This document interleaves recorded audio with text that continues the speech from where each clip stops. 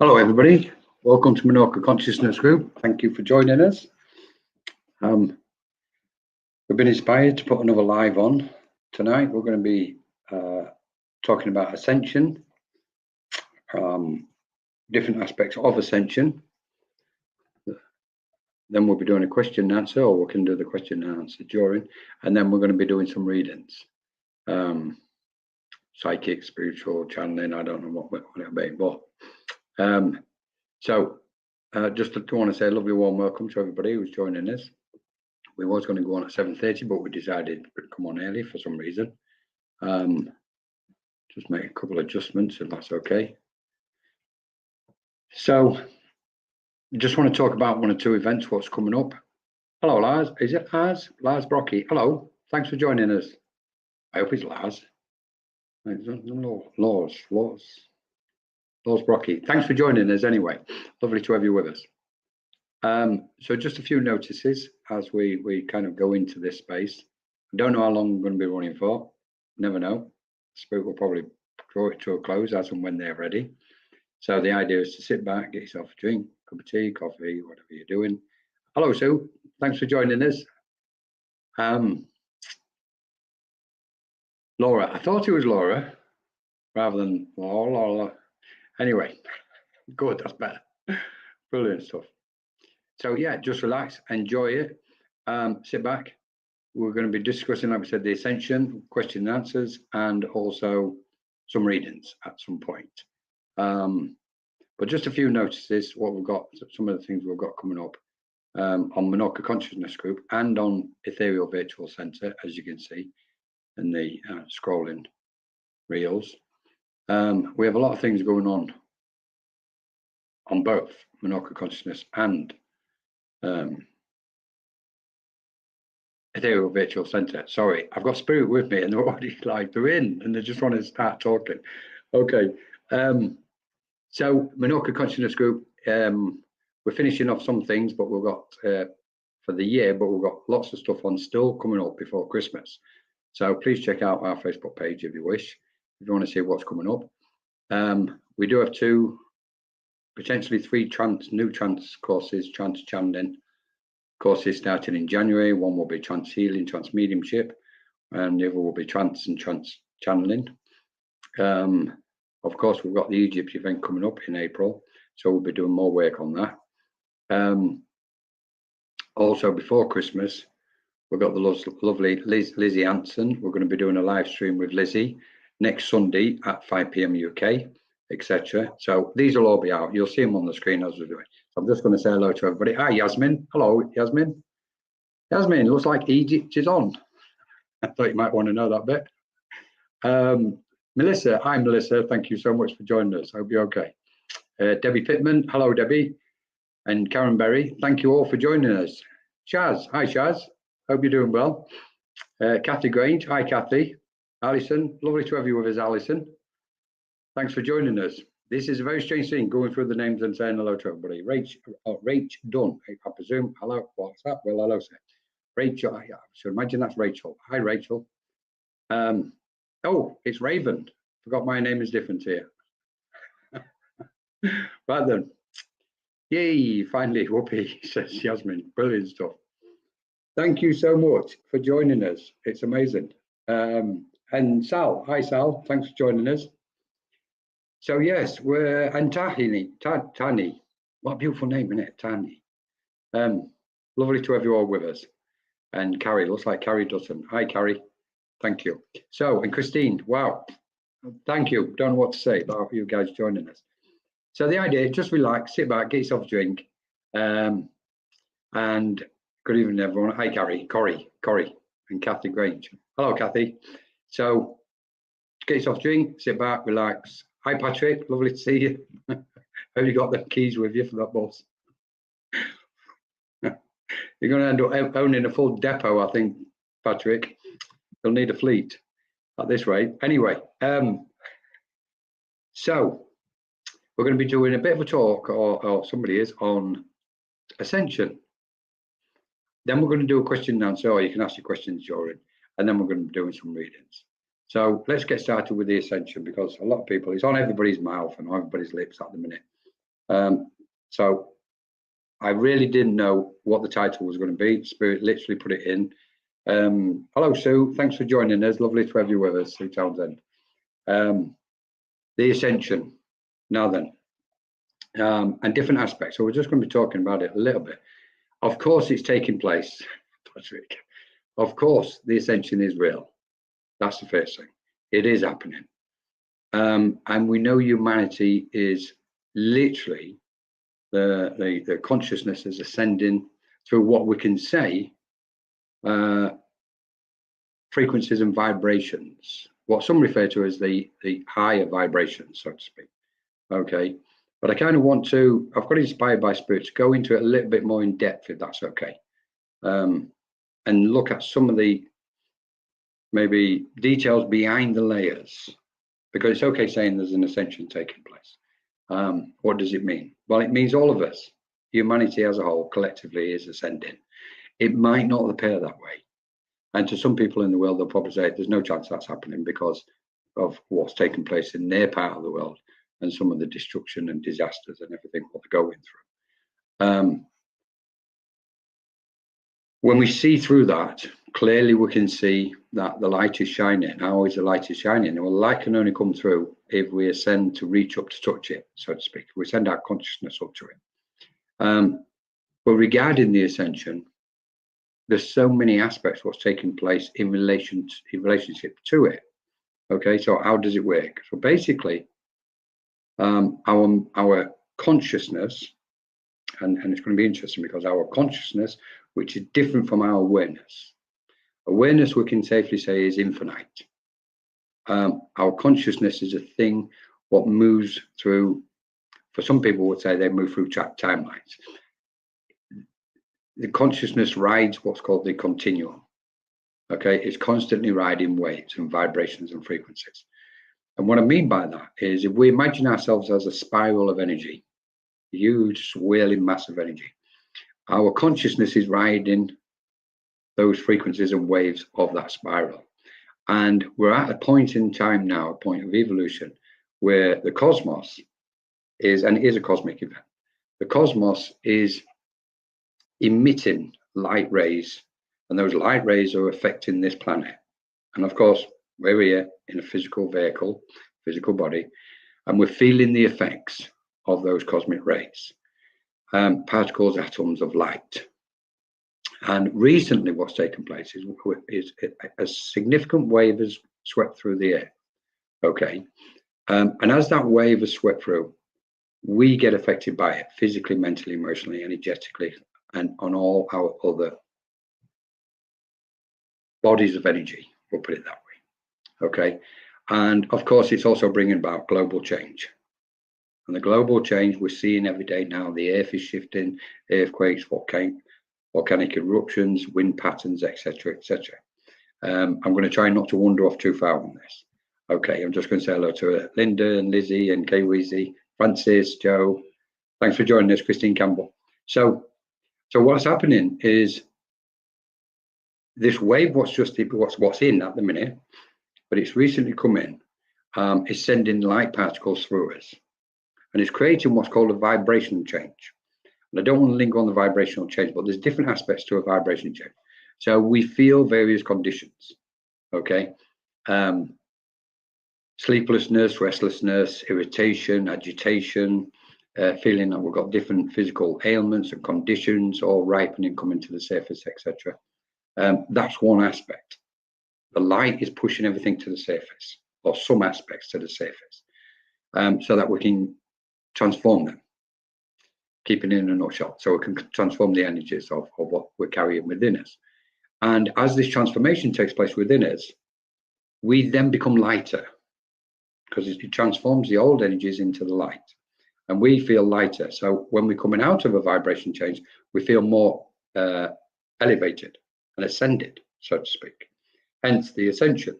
Now during the vibration change, what happens is we have a tendency to dip down because we're riding a wave.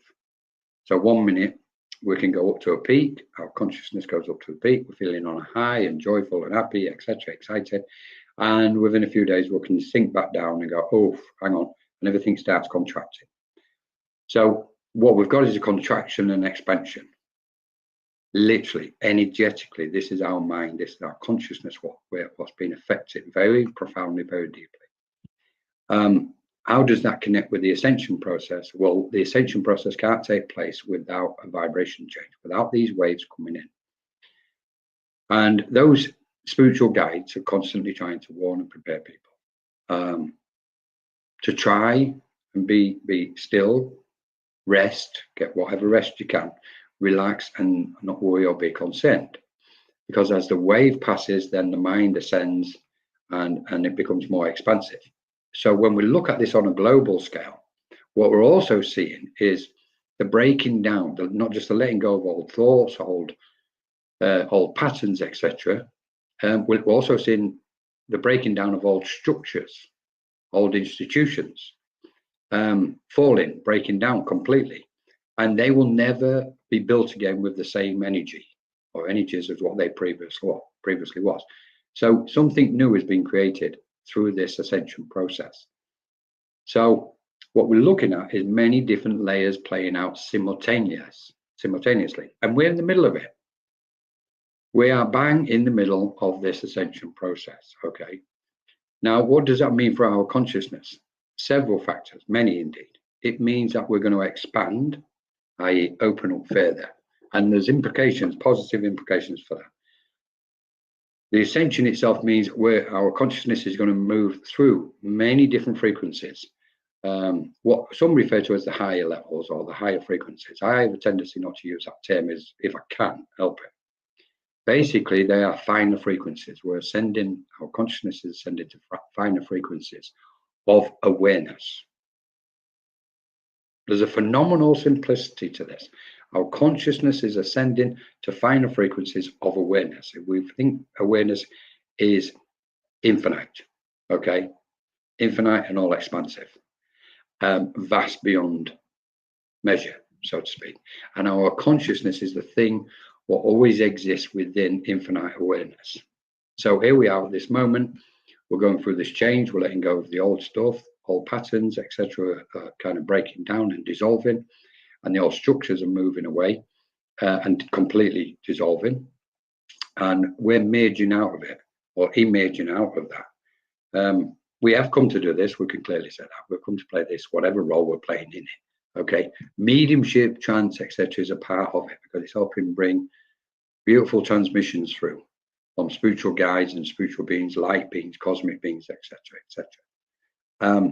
And then, of course, we're in this ascension process. We're also expanding our consciousness into the awareness of multidimensional realms and all these wonderful planes of existence beyond the physical.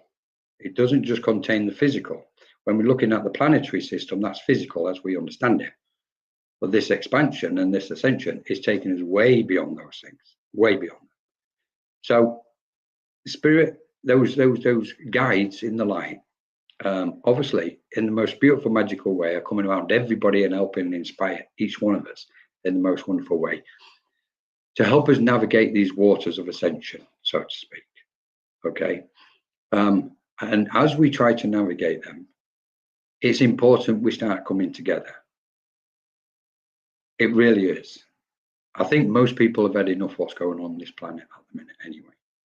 But it'll only stop when we stop. It'll only stop when our light and the ascension within us takes place, so that we can start breaking those barriers down between humanity and start coming together as a so-called collective, or the oneness can grow and expand further and further. Okay. So what we're looking at as far as the ascension process is concerned is different areas of our life and our existence has been affected. It's also interesting to know that as we ascend and expand, we can't avoid what I'm going to say here. We also descend, because our light goes out in all directions. So the more we open up and the more the consciousness moves through these frequencies and vibrations of awareness within and around us, then that light is emitting. We're transmitting energies, transmitting light in all directions. So where does that leave us? Because if it's going in all directions, it's going to the lower realms, what we can say to lower frequencies. That light is spreading into the lower frequencies. So we can liken it in this way. We may, in a physical form, be existing on lower frequencies. So we're bringing the light in, or the light is coming on, whichever way we look at it. But because we are light itself, we've entered a density of existence. And we expand and ascend and open up. And as we expand and ascend and start channeling the light and transmitting that light, it's going to go into the further down into those other densities, what we in a linear term think and believe is below us. Okay. And that's disturbing any energies down there. So we've got the lower frequencies being affected. We've got our own internal frequencies and energies being affected on all levels, mentally, emotionally, of the lot. You all know the list anyway by now. And at the same time, we're expanding and ascending to those wonderful, beautiful frequencies and emanations of light and communicating with light beings now. This is all part of the ascension process. I know there's talk about moving into the 3D, from the 3D to the 5D. Okay, the 4th D is the important bit. Okay, because this is where the cleansing and clearing, etc., is taking place. As we're ascending, we're shifting, we're moving everything off us, i.e., we're transforming the energy. Karma is also connected into this process. We can't dismiss karma, cause and effect. Okay, and we know the more the light shines within us, the more we're changing our karmic cycle. We're clearing the old karmic cycles. To the point where I believe we're still creating karma, because what we do today is going to have an effect on tomorrow. That's karma in its most basic form. And karma is very exceptionally positive. It's not all doom and gloom and bad. It's exceptionally positive, okay, and it's pure. It's in its own form. It's pure, because it's evolution itself, so to speak. Okay. So then, what does it mean for humanity? This ascension, what does it mean for the earth and humanity? Because this is a big question for a lot of people, I know. From my understanding, we're moving to a completely new spectrum of awareness. Interesting, isn't it? A new spectrum of awareness. So it's like, hang on, we're only just getting familiar with this spectrum, so to speak. Okay. If we look at this spectrum, what we've been operating on, and the 7 frequencies or 7 planes, if you like, or 7 waves of the electromagnetic spectrum, from the red, i.e. the infrared, the base energies, through to those central middle aspects of the heart, the where we start going into the X-ray up towards the ultraviolet frequencies, literally going through the green to the blue, indigo and purple, etc. This is where we're kind of clearing everything on all these vibrations. Okay, they are connected to the chakras. There's absolutely no way about it. Because the chakras are very intricate in this role. The old stuff, what was carried on the chakras now, is loosening up. So that's why people's chakras are opening up and expanding even more. Okay. And then we go, okay, so we've got the 7 frequencies of the electromagnetic spectrum. Now we can match them to our thoughts, feelings, emotions, etc., physically, and all the physical states of matter. And now we're just going to go, okay, boom, off we go. We're going to the next spectrum of awareness. This really is what this cosmic event is about. It's not as if we're going to be raised off the planet and lifted beyond it. I don't believe it for a minute. I'm going to use a word I don't normally use, but we in a way, we're anchoring the light, right? We're anchoring cosmic light through ourselves as a vessel or channel or empty space, if you like, a conduit, whatever we want to refer to ourselves as, bringing that light in and connecting it, not just to the earth, but we're connecting it deeper into those planes, what we think are below us, because the light has got to go into there as well. So we've got this complete, almost comprehensive, almost overwhelming event taking place.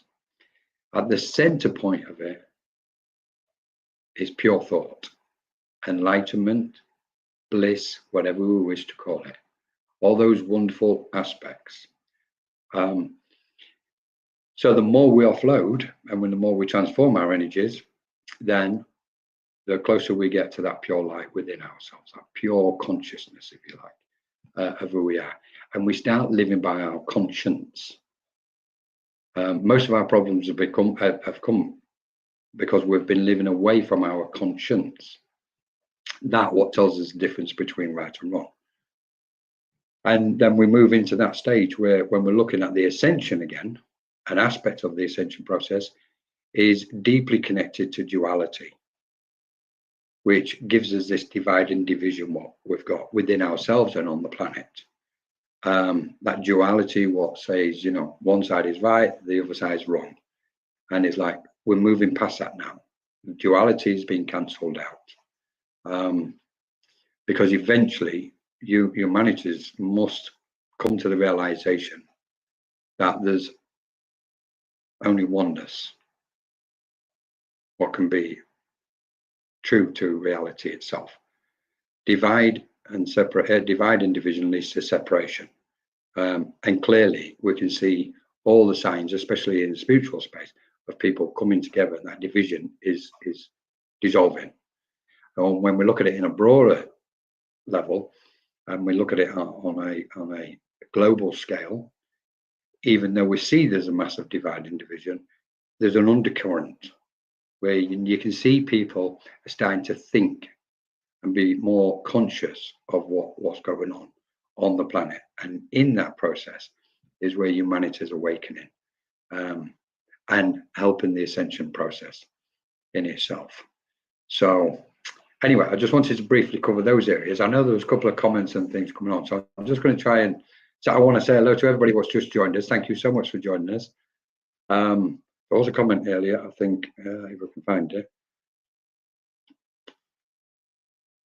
Karen Berry, fascinating. Life often feels like a roller coaster recently, and I've been drawn to rest, but I felt guilty doing that. I need to cough, I'm sorry, before I answer this. Just need to mute myself. Hi, Karen, thanks for joining us. This is a really good point, because let's put it in perspective. It's funny you mentioned feeling guilty about having a rest, isn't it? I mean, what a ridiculous state we've got ourselves into. Absolutely ridiculous state. Going on a guilt trip just because we're so tired, and if we rest, we feel that it's incorrect. Okay, so dissolve the guilt, Karen, and I'm not going to be, hopefully I'm not going to come across as condescending, so please forgive me if I do. Get rid of the guilt. It's really important. Most spiritual guides, and I'm saying spiritual guides, and I'm saying beings of light, because that's what they all are constantly now at the point inviting us, almost pushing us to rest, because they're seeing, if we look at life from their perspective, they're seeing the hues, the colors, the vibrations, not just around us but within us. They've got the clarity of vision and clarity of consciousness to see through us, so they can see each one of us as individuals and what's required and the effect what our life is having on us as individuals. And one of the big things what they're saying, what they're seeing, is the need for rest. So recently, and they've been pushing this recently, and what they're saying is, look, regardless of anything, just press the pause button. Especially now there's a waving at the moment and there's a big vibration change happening. Press the pause button. Just rest, be still. Okay? Half an hour on the sofa, anything, doesn't matter. Just rest and let the energy come back up. Just let it kind of almost replenish itself. Okay? The roller coaster aspect is, it's clear now, we can say, I mean, I've been studying waves of energy for 30 years now. Oh, I'm pleased. Thank you, Karen. Yeah, for so long I've been studying these waves, cosmic waves coming in. Of course, it affected by them as well. That's what made me kind of start studying them. And it is, in its most basic form, we can say it is like a roller coaster. And stillness is the most wonderful thing what helps us, because when a wave comes in and it feels too heavy and too dense and we're too tired or fatigued, we just need to try and find that stillness within us, because in that stillness it's almost like going into the neutral space, and we're not moving left or right, backwards and forwards. It's like we're just going into that still, quiet zone within us, and everything can just wash over us until the wave has passed. What's meant to ripen and come to the surface will do. So the roller coaster is constant now. Previously, we was looking at waves coming in every 2 years, big waves, cosmic waves. They would come in every 2 years. This was 30 years ago. And then studying them and noticed and feeling the effects when they was coming in, I noticed that gap between the waves, between each oscillation, so to speak, was getting shorter. The frequency of them was speeding up. And that's what we've got at the moment. We know we've got an acceleration process taking place energetically on the planet. And we're talking about light. Everything is light. So there's an acceleration of light. And that's where we're seeing the quickening. That's where more and more people, somebody is awakening every day, spiritually speaking. Well, the roller coaster is connected intricately to the cosmic waves. Funny enough, we had this conversation, I think it was yesterday, and we can safely say now what's happening is previously 2 years, then it was down to 18 months when a big wave came in, then it was down to like 12 months, then 9 months. So these waves are coming more constant. So 15 years ago, it's probably been about 18 months. 10 years ago, it was down to 12 months or something. And now where we are currently, there's no question about it. It's like we've been standing at the beach watching this tide come in, and the tide represents cosmic tide, the cosmic ocean, and it's coming in. And definitely now we're standing at the beach and the water's rising up our legs. Some people can literally say, well, I'm already swimming in it. What you know where you are in relation to it. Everybody, I would say that's for everybody to think where they are themselves. And then the question is, and somebody brought this up last night, which was interesting. Do we learn to surf do we learn to surf these waves? It's such a beautiful question, because trying to get on a surfboard at the beginning, everybody's going to fall off. Nobody's the expert. Okay. Sorry for laughing. So it's like, okay, until we've gained our balance, i.e., until we adjust to the energies and frequencies what's in, we're not going to get that what's called balance. It's a state of equilibrium, or we can call it alignment. Okay. As the waves come in, like this roller coaster, what you described, as the waves are coming in, there's a constant readjustment and realigning taking place. And when I say realigning or an alignment, we can say, if we imagine the chakras in an aligned state, okay, and a wave comes in and the chakras get affected. Okay, and then the energy what's on those chakras, or what's carried within the vacuum of the chakras, the energy gets shifted, it gets interfered with, and the energy within our chakras contains old suppressed thoughts, emotions, etc., old energies.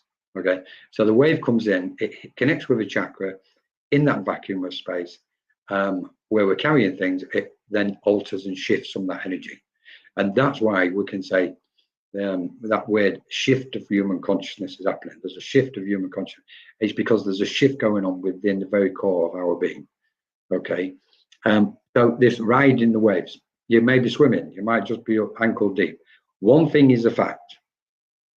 I've always believed this. One thing is a fact.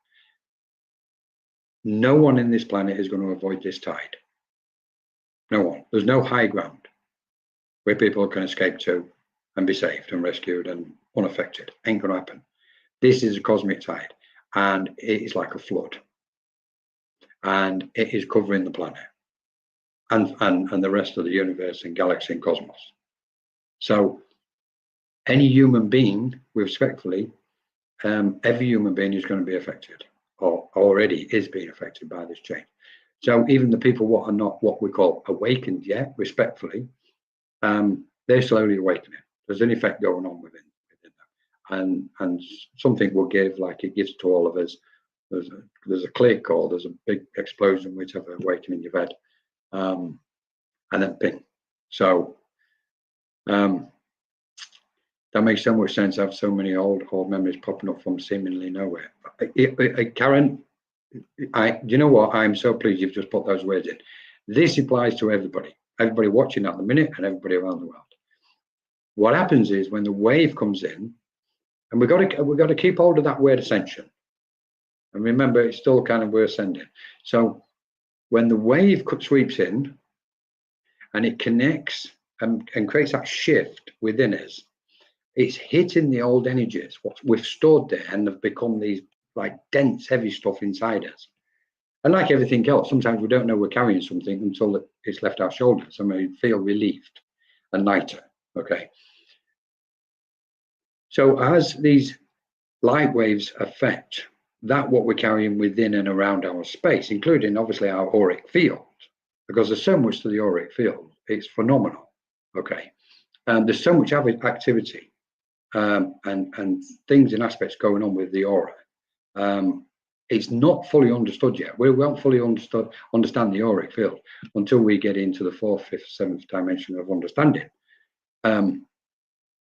So all the aspects what we're carrying within our field of energy, what now I refer to as a field of energy, the aura, the light is hitting it, and it's just connecting and shifting those old memories, and the old memories just kind of seep through to the surface of our awareness, our mind, and we go, okay.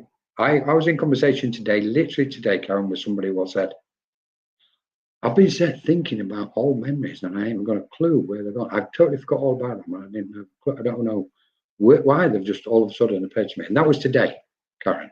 And this is a classic case, the old memories popping up, ripening seemingly from nowhere. Okay. We can say confidently, very confidently, that our memory bank, and I don't always like using electronic or that type of thing, but we can safely say our memory is phenomenal. It's like the biggest storage bank we can ever imagine. Not what you've got on the planet, on a computer. It's way beyond that. And it likes everything to be in perfect order. Perfect order. When we go through our experiences on a daily basis, whatever those experiences are, thoughts, feelings, we're meeting people, talking to people, we're interacting, energetically, there's experiences taking place, because in fact we are the experience. So, but every location, every environment we go in, and if we go back to being a child when we've landed on the planet, every single experience what we've ever encountered, from the first words we've spoken to the first words we've heard, and everything from there is stored within us. Everything, because we're not just transmitters, we're receivers. We're receiving. We're receptive to. That's why in mediumship we say the recipient, because they're receiving the transmissions from a message.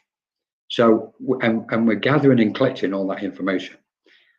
The key is to utilize whatever experience we're taking, what's taking place in any given moment. The key is to utilize that experience, that energy of that experience in that moment, and put it into action. If we don't do that, it's going to be stored somewhere.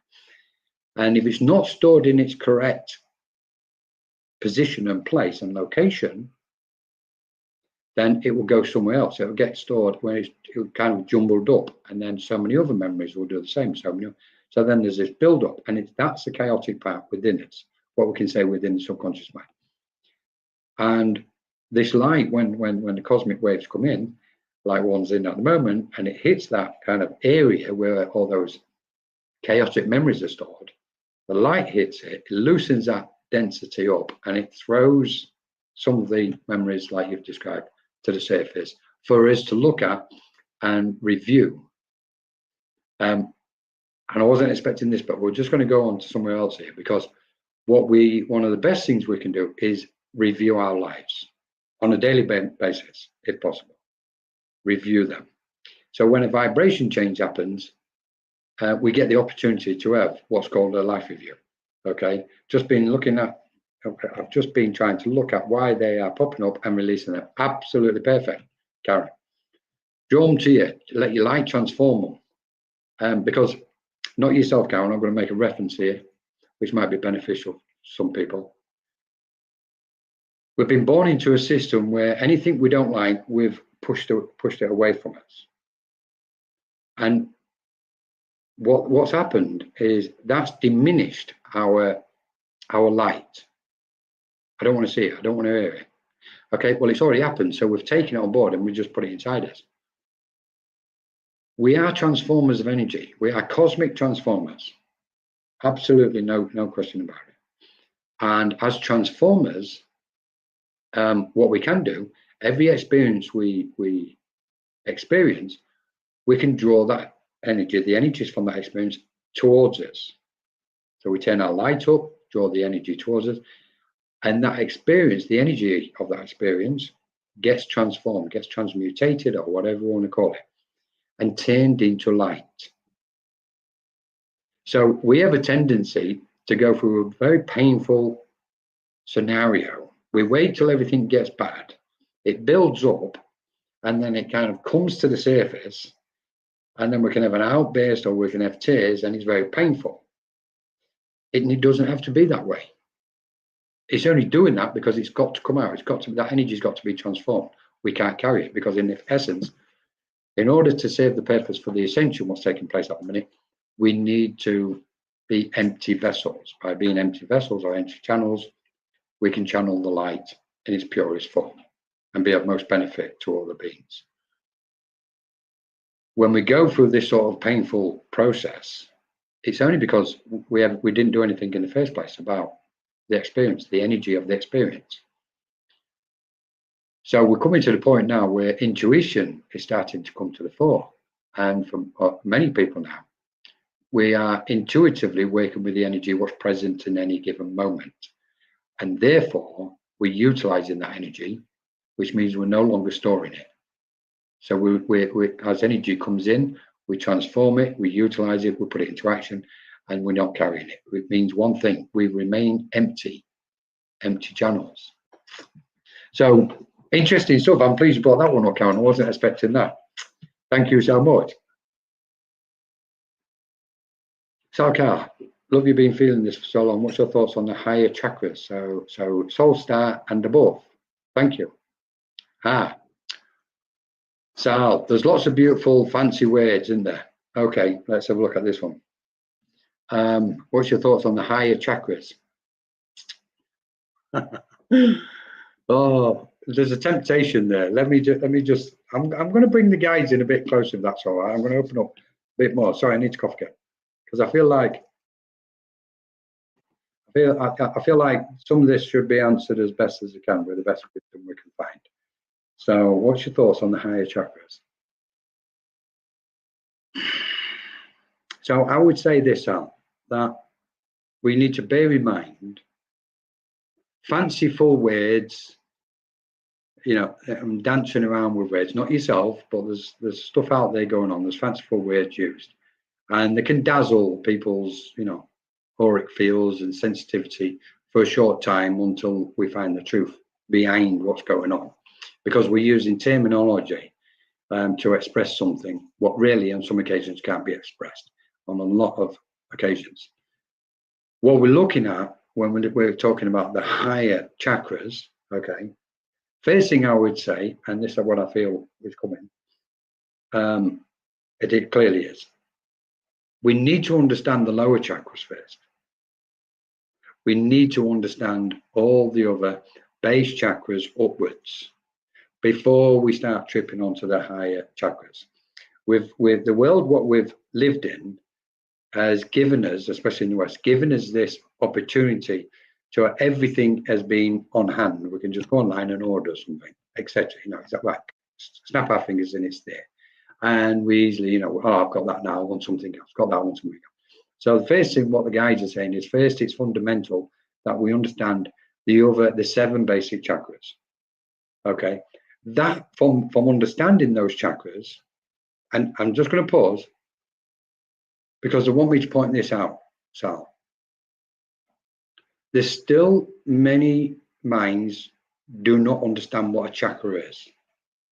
They've got the shallow surface understanding of a chakra. So it's important that we go deeper and deeper. Now, we could take you in there to understand, or to give, more reference to what a chakra actually is. But they're pausing me from doing that. Colin wants to do it, but they're going, no, you can't, Colin. So what they're saying is, first learn to understand what a chakra is in its center point as best as the mind can do, or as best as the individual consciousness can understand what a chakra is. Okay, because there's so much more to it than what's commonly believed. First thing, and then when we start looking at what will, as you beautifully referred to as the higher chakras, and even so the soul star and above. Okay, now then, we've then got to understand what the soul is, and why are we referencing something as a soul star? Because, and I'm not knocking you, so I wouldn't do that to anybody, but this is about understanding what we're talking about in its pure form. So let's bring it back one step to the soul. First off, what is the soul? Each one of us as an individual have an image or a visual or understanding or thought of what the soul is. Okay. The second question is, does the soul exist? Is there a soul? Are we just giving a term to something we don't fully understand yet? In the thought that the soul might be, and this is where my thinking is, the soul might be the purest part of us as a being of infinite awareness. Okay, so it's like, what is the soul? So then we go, okay, the higher chakras and the soul star. When we narrow it down slightly, they get me to kind of draw it back down a little bit. We can say, okay, let's look at the 7 basic chakras. We know within that space of the 7 basic chakras, there are more chakras. Not just 1 or 2, a multitude, okay?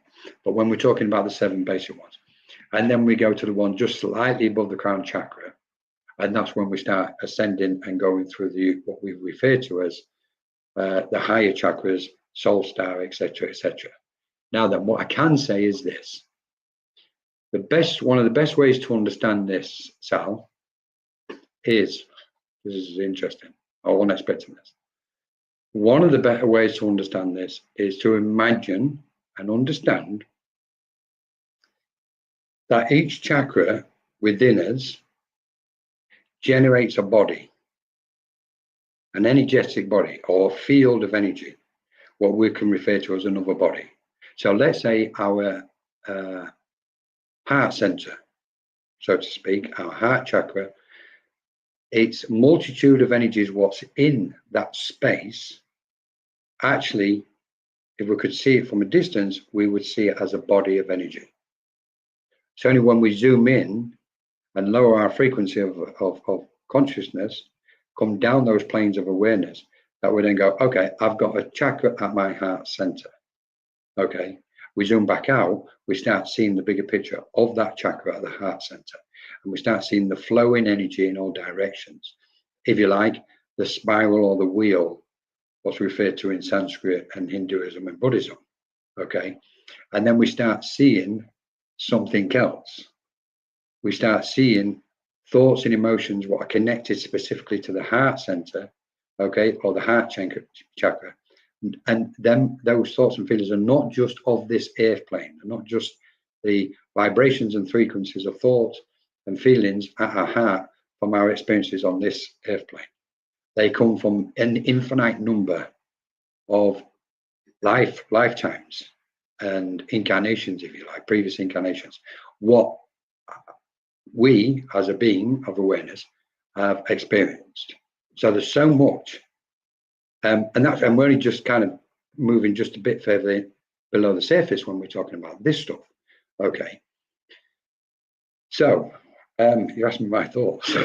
Sal, Okay, let's have a look. Oh, sorry, I just want to finish that a little bit, if I may. Can you find it again? Sorry. Let's have a look, see if we can bring that back up. Soul Star. Okay. So when we're talking about the higher chakras in the Soul Star, what we then can say is if the heart center has a body, so does the throat, so does the solar plexus or the sacral center. Okay. Each one has a body of energy, and each body of energy, and I hope everybody likes this bit, each body of energy also has a chakra system. So I think we should take a moment to think what has been said.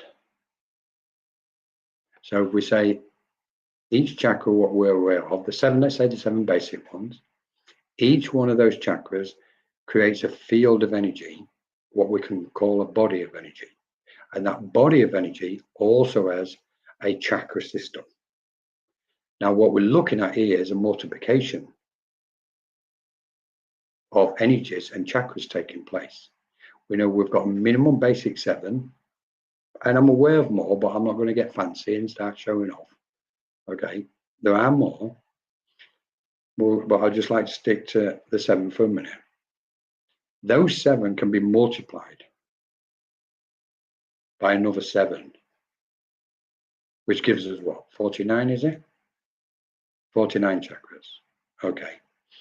So then what we're looking at is a minimum of 7 bodies of energy. Each one, or as a part of each one, vibrating finer and purer than the last one. So and we're back to the Ascension, in an ascending fashion. So if you imagine right now, and I know this is coming across a bit too, it's not coming across as soft as I like it. When we look at the concept of 7 chakras, then 7 bodies, and the 7 bodies having 7 chakras, a chakra system, in an ascending order, then where does that leave us or lead us? It's because it leads us somewhere, and it leads us to to a certain point, which is the one you're referring to, the soul star and the ones above. So, okay. But I think there's wisdom in understanding the different frequencies in order to get to those other ones, because we can skip to the other ones. Okay, like an ascension, like when we're channeling, we can just go, okay, I'm just going to go to a frequency of my higher self. I'm going to close my eyes and I'm going to start channeling. What's coming, what's being transmitted, where's it coming from? Well, it's coming from a purer or higher frequency of our self. Okay, it's coming from the next vibration of our own awareness. When we're thinking of a spiral of energy, we've moved our consciousness further up the spiral, and we're communicating and transmitting the knowledge and understanding and perception from that point on that spiral of the spiral at that moment, from that specific point of resonance. And then we go further up the spiral, and then we change again. Our perception changes, becomes purer and purer, so to speak. Okay. You've just got me to blast this wide open. I'm going to draw it back in, Sal. That was beautiful, Sal. Thank you so much. Any more thoughts? Any more questions? Let's have it. Isn't the yin and yang effect on everything in life? You need darkness and light for balance. Brilliant, Marion. It is up to this point in evolution.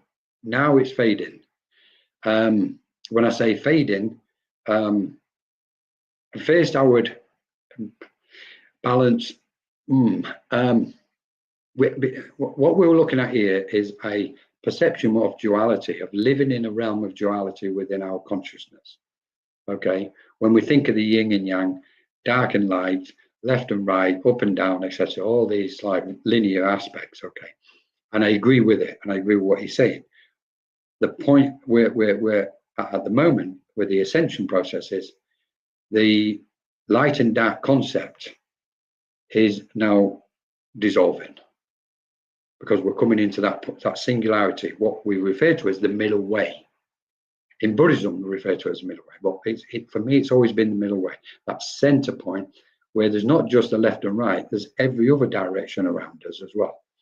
Our perception, as far as this point of evolution, up to this point of evolution, has been based, and we cognize aspects according to the yin and yang system, if you like. When we look at balance and we dive into that word and we try and find balance, I can guarantee you, you will not find it. Nobody will find balance. It's a word what now is going to be gone. The closest we can get to is equilibrium, because we know as something comes in, when an energy is placed somewhere, we say, well, that was going to create an imbalance, or it will bring something into balance. In effect, there's motion. There's always motion. So what we're looking at is a state of equilibrium rather than balance. I'm playing with words, but I always swap balance for equilibrium. Equilibrium is the best thing. But I get what you're saying. We can, just to open this up a little bit more, if you like, we know everything is just not black and white as such, as in darkness and light. There's all the grey areas we're talking about. And this then, when we start looking at the yin and yang and left and right, up and down, etc., what we're looking at is and I'm not saying you're doing this, there's almost a limited expanse on our consciousness by doing that. And we need to push those or dissolve those barriers, those self-imposed limitations, which the awakening is doing and the ascension is doing, and because the ascension is causing the expansion. So therefore, we're expanding beyond duality. Because when we're thinking about darkness and light, we've got to also think, well, there's a phenomenal amount of frequencies in between both of them. So it's not as black and white as what we always thought it was. And even though I agree completely where you're coming from, Marion, if this all makes sense, what we're looking at is a spectrum where our awareness can perceive and understand all the different wavelengths, frequencies, and vibrations of a spectrum in any given moment about anything we're experiencing. Whether it's a conversation with someone like this conversation and looking at different frequencies of what's been spoken here, to what if we do an action tomorrow and we go somewhere, travel somewhere, whatever, there's a massive frequencies connecting to that. And so the light and dark previously gave us that cut and dry situation. Now what we've got is a total myriad of not complexities, but what are seemingly and appears to be complex energy systems playing out, and it's not. There's a phenomenal simplicity to everything what's playing out if we've got the clarity of awareness and we're vibrating at a certain frequency and resonance on our own spiral of truth with those beings of light working with us and guiding and leading us to understand what's going on. So that unified aspect now is coming into play. So from where we are with the yin and yang, we're getting closer. And I was going to say this earlier, and you've prompted it. You've prompted it, Marianne. We're getting close to, we're getting very close to the point what's called 0 point, where both sides, right and wrong, left and right, whatever you want to call it, are coming together, and we're reaching what's called a 0 point, bang in the middle. Okay, and when we reach 0 point, both sides are going to be cancelled out, right and wrong, left and right, darkness and light, and so on, divide, division, all the separation. That's all going to be totally dissolved. And what's going to be born out of 0 point is oneness, if that makes sense. So I hope that helps without opening it up even further. Does your light energy become weaker when you are at an old age? No, is the straight answer. What happens is this. Wow. So does your light energy become weaker when you are at an old age? Even though the body, i.e. the physical particles and atoms, can slow down and become denser, the actual light of being doesn't always have to be affected. Now, in some cases it is, because the mind start drawing in. We're getting close here when you're almost touching the point on the journey to transition from this world to the other. What happens is the light gets gathered. It starts gathering itself into its heart or the brain, whichever one people believe in. Okay, so it starts withdrawing, it comes in. Okay, and it doesn't mean that it's weaker. It basically is just preparing at some point to take a transition. And we've got to understand, really, from the moment we're born on the planet, we think we're going to reach a peak in our physical energetic state, and then it's going to weaken. It's not always the case. We can, I believe, if somebody what is let go of and transform all their old energies and old conditions, and got the correct alignment with the light, there can be any age, and they can walk in a room, and that room will be lit up by their light. So the only reason our light dims or becomes weaker is because we allow it. That's all. And when it gets closer to the point of taking transition, and if it does start withdrawing, it's withdrawing in preparation to take its transition. It's a bit like a baby when it lands on the planet. Its light is emanating, it's bursting outwards. That's why everybody goes, oh, because it's the light that people are sensing when they view a newborn baby. Okay, and that light, what we call the life force, is emanating. And the same, but the opposite, we can say, at the point of death, the soul starts withdrawing its energy and starts gathering it back up into its heart, or its brain, whichever one is the last thing to go. And that's why also we see so many people at the point of taking transition, they start eating less food, certain organs start failing slowly. If anybody's witnessed the dying process, it is phenomenal. It's what with a certain minds to see what's going on. It's one of the most phenomenal experiences any of us can have, and one of the most humbling, because you're seeing the light gather itself back before it takes, and that can take weeks, months, whatever it does.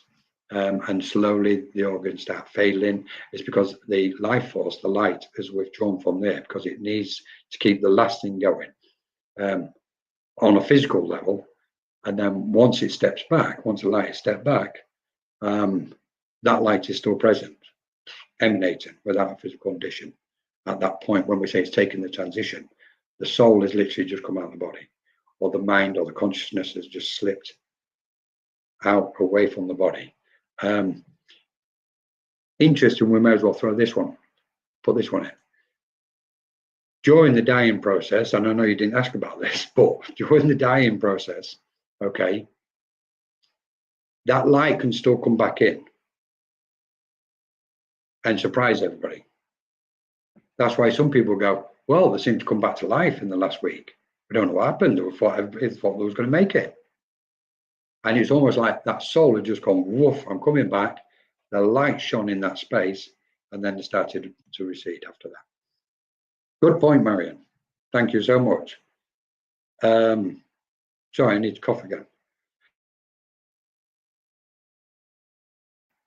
Don't like coughing on the mic. Rohan, nice to have you with us, Rohan.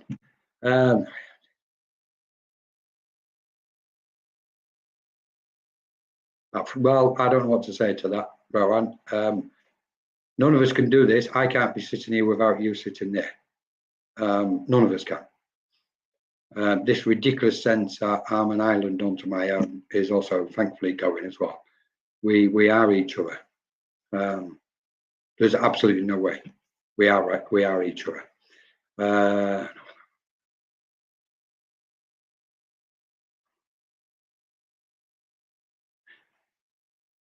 Just take your time, Rohan, a little bit at a time. You know, something what you want to, that's what I want to do. I push negative things inside in my head. You're not the only one. We've all done it all our life. Try not to think about them. And yes, you're right. What builds up his own, then explodes out of it. Yeah, I know this one. I know this one very well, Rohan. First thing is, respect your own soul. Respect the light of your soul. Because that's key to everything. It's like, just as a side note, it's like, I can never be offended. Nobody can ever offend me. Why? Because if I take offense, that's my mind. That's me doing it. So I choose not to be offended. So nobody can be offended. So when somebody goes, "You're offending me," it's like, really? Where's that happening? It's happening in my mind, Colin's mind. So Colin's had to sort that out. Nobody can insult me when they say, "Oh, they're insulting your intelligence." Like, sorry, they're not. They're insulting their own. Not insulting mine. Mine's fine. Sort of thing. So I'll just put them a couple of ways. I get pushing the negative aspects away because this is what we do. It's like, no. What we're actually doing, we're not pushing them away. We're actually pushing them in, and we're packing them down, packing them down. And then the energy comes exactly what you said, and then boof, and it comes out in the one way. So it's easy for me to say, be gentle with yourself, Rowan. Okay. It is key. It's a big key. We've got to be gentle with ourselves. Humanity is innocent. We need to understand this. Humanity is innocent in what's happened to it. Okay. We've landed on the planet with pure intentions, majority, pure intentions. We've gone through childhood, hopefully most people, laughing and joking, playing with our friends innocently. Everything's free and life and spacious. Okay. And then we're met by these earthly conditions, what's been imposed upon us. Okay. And then we start thinking in a certain way. Got to do this, got to do that. And for a guy, it's extremely difficult. Thankfully, there's a lot of women's circles and a lot of women's healing and retreats, all this lot's going on at the minute. But also, it's going to start coming over to the guys, because guys end up suppressing it. With respect to the females, women know how to cry, and they know there's a benefit to crying. Guys are not taught to cry, okay, because it's a release. It's like, no, because the male aspect has got this, like, they've been in this pride has been kind of brought to the surface. You've got to be proud. You don't cry. You can't be. If you're not a man, if you're going to cry, and all that absolute trash. Okay. So you go, okay, where am I? All right, though. So there's an innocence to us, and then what we're going to do is try and get close to our conscience and go, right, what's the difference between right and wrong? I need to bring my conscience up more to the surface. Then we can start managing things a lot better and be gentle with yourself. Everybody's got to be gentle with themselves and go, right, I'm not going to try and deal with everything all at once. And I'm not saying it's impossible, because there's rare occasions certain minds can take that. But most generally, we can just go, right, hang on, there's an issue here. That one's come up. I'm going to deal with that. And turn your light up and draw that issue to your light within yourself. It's like, come on, then, I'm going to do it. And I can guarantee you, in the small one, don't pick a big one, just take your time with the small ones. Closing our eyes, turning our light up, imagine our lights really shining, that issue is coming towards us, and we go, come on, I need to sort you. I need to transform you as an energy. It will run away from you because it don't want to be dealt with, because you've sussed it, you found it out. And you go, no, come on, you need to come here. We need to get on. We need to transform each other, because you need to be dissolved, and I need to expand and grow. And there's an alchemy in that. When two energies come together, whether it's negative or positive, transformation takes place. And whether there's tears or an outbreak, whatever it is, at least the transformation taking place. And you go, well, whew, okay, I feel lighter for that. And then the next day or next week, pick another one. And go, right, I need that issue. That I'm carrying that from child. I'm carrying that one. Somebody said this to me. Somebody did that to me. And it's like, right, let me bring it up. Let me bring it. And that heavy load, what you're carrying, Rowan, gradually gets lighter. Don't beat yourself up. Whatever you do, nobody should be beating themselves up. You know, we're stunning, phenomenal beings of light. I can't express it enough. And this is fact. We're probably the most beautiful, magical energy in existence. And some people go, Colin, you can't say that. Yeah, I can. I am. We are. Because we are existence itself. We are the cosmos itself. We can't say, oh, that's beautiful out there, and think, I've got all these problems in here. It's wrong. Why should we do that to ourselves? And the light of our soul is coming up now and going, no, come on. There's a pure thing going on inside you. Let it shine. let it shine. Earthly societal conditions, throw them away, put them in the trash, because they've served their purpose. This is, we've moved through evolution, and we're at that point of evolution where, like we said at the beginning, old structures are now falling away and going to be completely dissolved, and the new structures what are going to be built are not going to be built of the same energies. Ain't going to happen. Communities are coming together now. People are building all sorts of phenomenal stuff around the planet at the minute. So thanks for joining us, Rowan. Brilliant stuff. Anybody else? Rose Sullivan. Oh, what was that? Can I have a reading, please? It's very interesting. I believe this is only talk about Ascension. Thank you for coming. No, I appreciate you, Rowan, and join and being with us. This is who we are. You know, it's Colin don't even exist. It's this, I don't know what's sitting here speaking. Don't know what it is. It's like, it's all of us, you know. We can use the words interconnected and oneness and all them, and they are beautiful, but we are totally merged with one another beyond belief. Karen Berry, I'm making some big life changes at the moment, and things appear to have been stuck for the last 12 months or so. So would I be right in saying that seeing this as an opportunity not to push stuff down, but to release it as it's happening, so I don't carry stuff forward in a new life is the best way to go? 100%, Karen. 100%. 100%. I would say this. We are, I wasn't expecting this tonight. We are beings of emptiness. What we've done is we're landed out on the planet and we've filled ourselves up. And we can ask ourselves, how much have we filled ourselves up with joy and laughter and love and excitement? We're at this point where we're looking at the world and everybody's tired and drained and worn, and like, this is not us. This is not us as a species. We are pure light, and we are beings of emptiness. We've loaded ourselves up with so many aspects. Now is the time to go, okay, time to take the garbage out.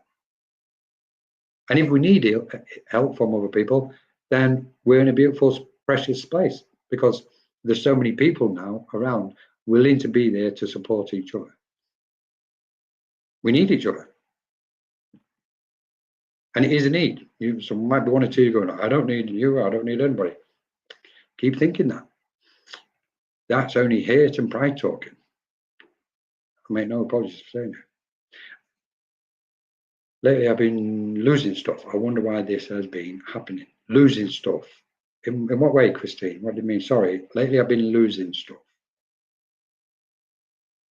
You mean accidentally? You mean material objects, or like a lot of us losing your mind? Which one is it?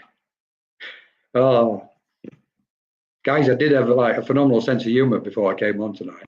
I had to try and calm down. Well, I'm realizing I need to find all these things again. Hence the big changes. Well, you know, I'm going to jump in with this as well, Karen. I'm realizing I need to find all of these things, all those things again. Yeah, joy, laughter, etc. It's true. I want to point something out here. Our past is phenomenally beneficial when we utilize it for its actual way. But we're at a point where our memory will bring back something we need to recall in any moment. The event what's taking place is not a remembrance. And that's not because I choose to disagree with a lot of people out there saying it's for remembrance. I respect it and I understand where they're coming from. But for me, this event is not a remembrance. This is exactly what's supposed to be happening in every moment at this time. So we don't need to remember stuff, because in effect what we need to do is empty the old stuff, be open, and embrace the new as it takes place in each present moment. So we're not undergoing a remembrance. We're not, because as soon as we get to talk about remembrance, it's like we turn around to look to the past. And most of our problems and issues have come from our past. So why on earth should we look to the past? If we go even deeper, we can say there is no past and there is no future. In effect, we can also say there is no present. Everything just is. You know, anyway, I'm going to stop laughing. I need light, hope and healing, but I've been struggling with spirit for many months now. Alien. Thank you for joining us. Oh, let me just, if I may, I just want to reread it. I need light, hope and healing. Right. Okay. Now this is interesting. Is it Aileen? I think it's Aileen. Oh, Clara. Sorry if I get it wrong. I do apologise. Right. Let's have a look at this one, because what we're talking about here is, are we managing this change and transition? Now, if we struggle to manage this change and transition, what we have a tendency, our mind to, in order to support itself and give itself security, it will withdraw. And in order to protect itself, it's like, woof, hang on, this change, what's happening in my life is too strong, too heavy for me, or it's a bit difficult, more than what I wish, so I'm going to withdraw. And what happens is we close our light down. We don't close it down, we withdraw it. But in withdrawing it, we close it down. And by closing it down, inside that space becomes slightly more dense. And then we go, okay, but I still want to connect with spirit. I still want to work with spirit. Well, in order to work with spirit, we've got to be open. So you start scratching your head and you go, okay, well, what's it going to be?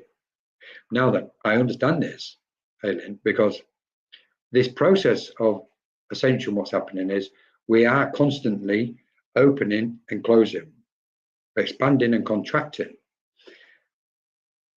The idea or the key is to try and develop an experience of peaceful mind, peaceful, calm mind. And in that peaceful, calm mind, clarity comes. And the only way anybody can communicate with spirit is through some degree of clarity, i.e. clear awareness. Because with them we have clear awareness of the frequencies, from this frequency of clear awareness to the frequencies of the spirit planes and celestial and cosmic planes. So the key always comes back to us, doesn't it? Okay. So don't think you're doing anything wrong. That's the first thing, Aileen. Okay. Secondly, is there's a lot of different energy moving around the planet at the moment. Okay. Without opening it up. And that energy is trying to close a lot of people down because it doesn't want the light shining. So then we have to go into a bit of an assertive mode. But this is why we've been given all the wonderful different spiritual teachings and abilities. Everything we know of is for a reason within us. So it's like, okay, I need to be assertive. Right, I need to shake my energies. I need to clear my auric field. And I need to ascend my consciousness slightly, so then I can start communicating again. Or we go into the stillness, and as we go into the stillness, spirit can gather around us. So if that makes sense. Yeah, it's like my ability is just about, I understand this really so much, and you are not on your own, really. There's going to be a lot of people experience this, okay? So the first thing is needing light and hope and healing.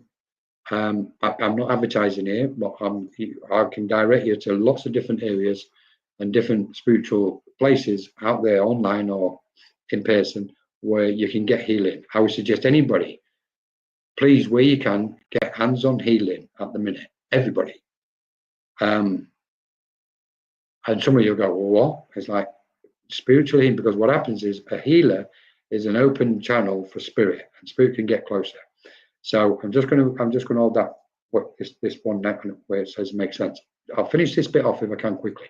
So, and also we do on Menorca Consciousness Group and Ethereal Virtual Center, there's at least 2 healing sessions every week.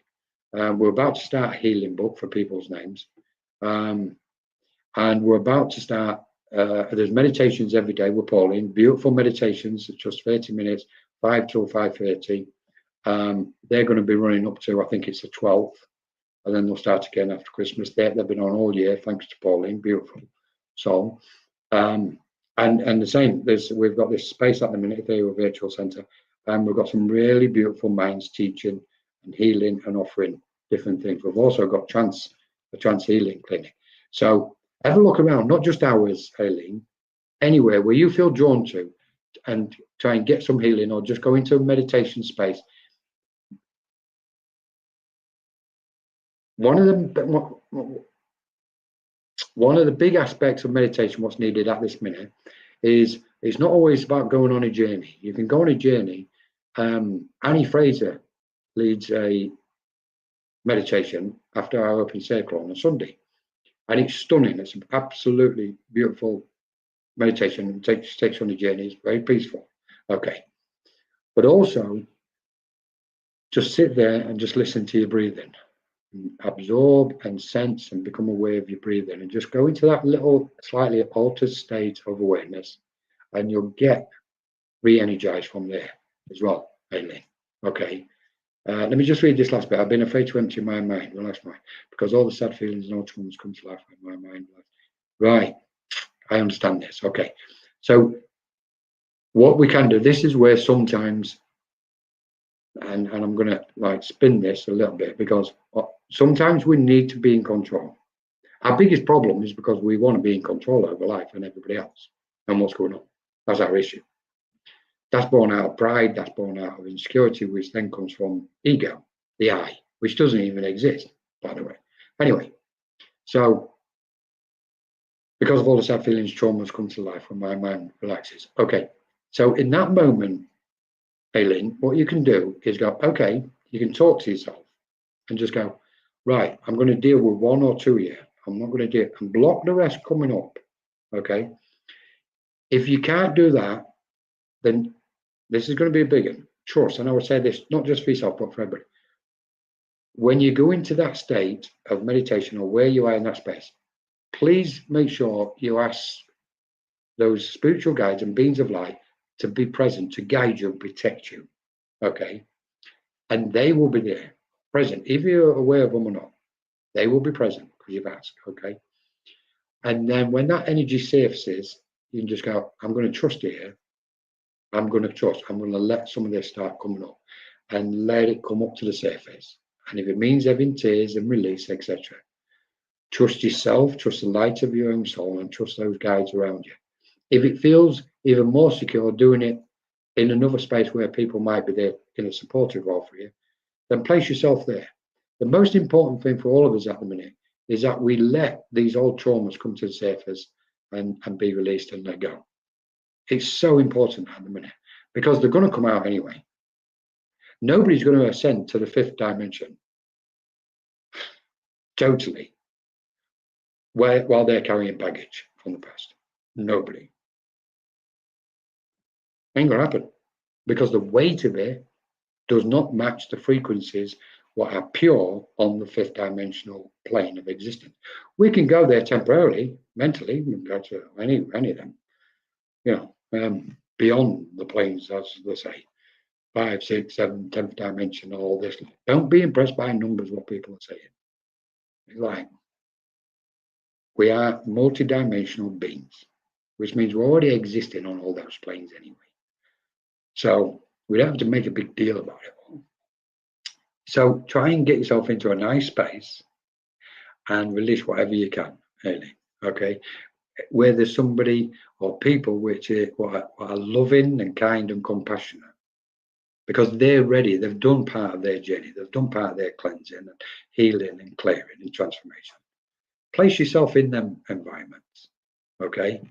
Because then you will be embraced and bathed in love, not just by those who are sitting there, those beautiful minds, but those beautiful minds also attract beautiful minds from the light. So you can see there's a big multiplication factor. We have certain groups on the go on Monaco Consciousness Group, and sometimes the energy can be overwhelming. The sheer beauty of the presence of light and energy, what's in that space, what's created by those beautiful minds in that space, is humbling in a phenomenal way, beyond words. I'm stuck for words often. They're the kind of places where I think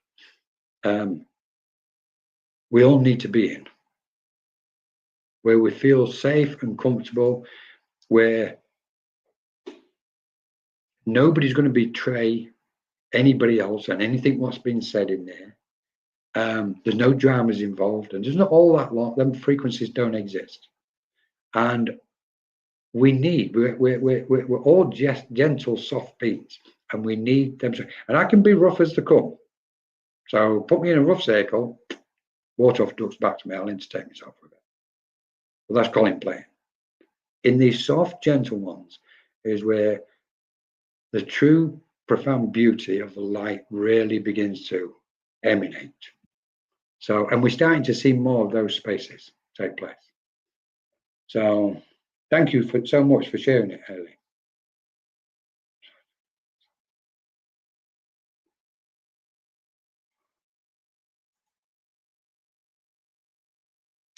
Just, yeah. And it will come up, they'll come up anyway, Ellen. Let them come up as and when. Try not to control them too much. If it's too overwhelming, go, okay, it's too much for me at the minute. Tackle it again the next day or later. But the interesting thing is, with this, because we know there's a huge phenomenal healing process on the planet. Again, it's coupled to the ascension. Humanity's got to be healed before it can ascend. So when energy ripens naturally from its own side, the worst thing we can do is suppress it again and block it. If it's coming up, if nature is bringing it to the surface, then it's like, if we've got the mind, it's like, okay, let me allow this to take place. If that makes sense. And just go for it. There's my problem, not being my problem, not being to vibrate into the fifth dimension because I can't seem to let go of recent trauma. Perfect example, Lena. Okay, absolutely perfect. Now then, of course, there's a route. Okay, because we can ascend our consciousness. Literally, we can take our mind into that altered state, because chucking in the altered state slightly.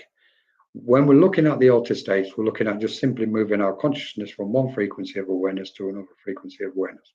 Radio, classic case. From one frequency, return it, go through the static, get to a clear channel. Okay, so we can do that almost in an ascending order, or when we're channeling, we do it in ascending order. When we're doing it any other way, we go within, and we can go into a deep state of relaxation or a deep altered state. Okay, whichever one fits anybody. Everybody's unique in their own way. Now then, so we can tap into the fifth dimension, Lena, and the sixth, seventh, and beyond. Okay, in a momentarily way, by ascending there. We ascend because we're taking our mind through the different planes. Okay, as we go, and we must bear in mind. Oh, they just stopped me. I can't say that. Okay, so we're going through the different planes. Okay, so we can send our mind in the ascending fashion. Some people use Kundalini, draw that raw energy up through the base, whoosh, off the go, and the ascension takes place through the crown chakra and upwards. Okay, now then, what we're trying to do with the fifth dimension, and bear in mind, a lot of people talking about the fifth dimension is like, guys, we'll just remember the fourth one because we're still in the third one here, so we can't skip a dimension. This material world is like done everybody's head in. So when we're looking at vibrating, and you use a real key word here, in not being able to vibrate into the fifth dimension. Okay, what we are hoping to achieve as a species at this point of evolution to get into the fifth dimension is that we are completely operating in the fifth dimension, and we're vibrating constantly from minimum of the fifth dimensional frequencies. So then we're embodied our consciousness into the fifth dimension. We're not going to be leaving the fourth and third and second and first dimension behind. This is really important for people to understand as far as I'm concerned. We're not going to be leaving them behind. What we're doing is actually purifying them, because that's where the old stuff's been resting on.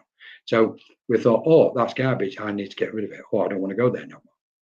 What's happening is as complete channels of vessels of light, we've got to have the capacity to stand on whatever plane we're on, and in any dimensional reality we understand we're in at that moment, and vibrate completely in that space and move our mind. Then it's like likening the mind to a, you're stepping into a tall building, skyscraper, whatever. There's 25 floors.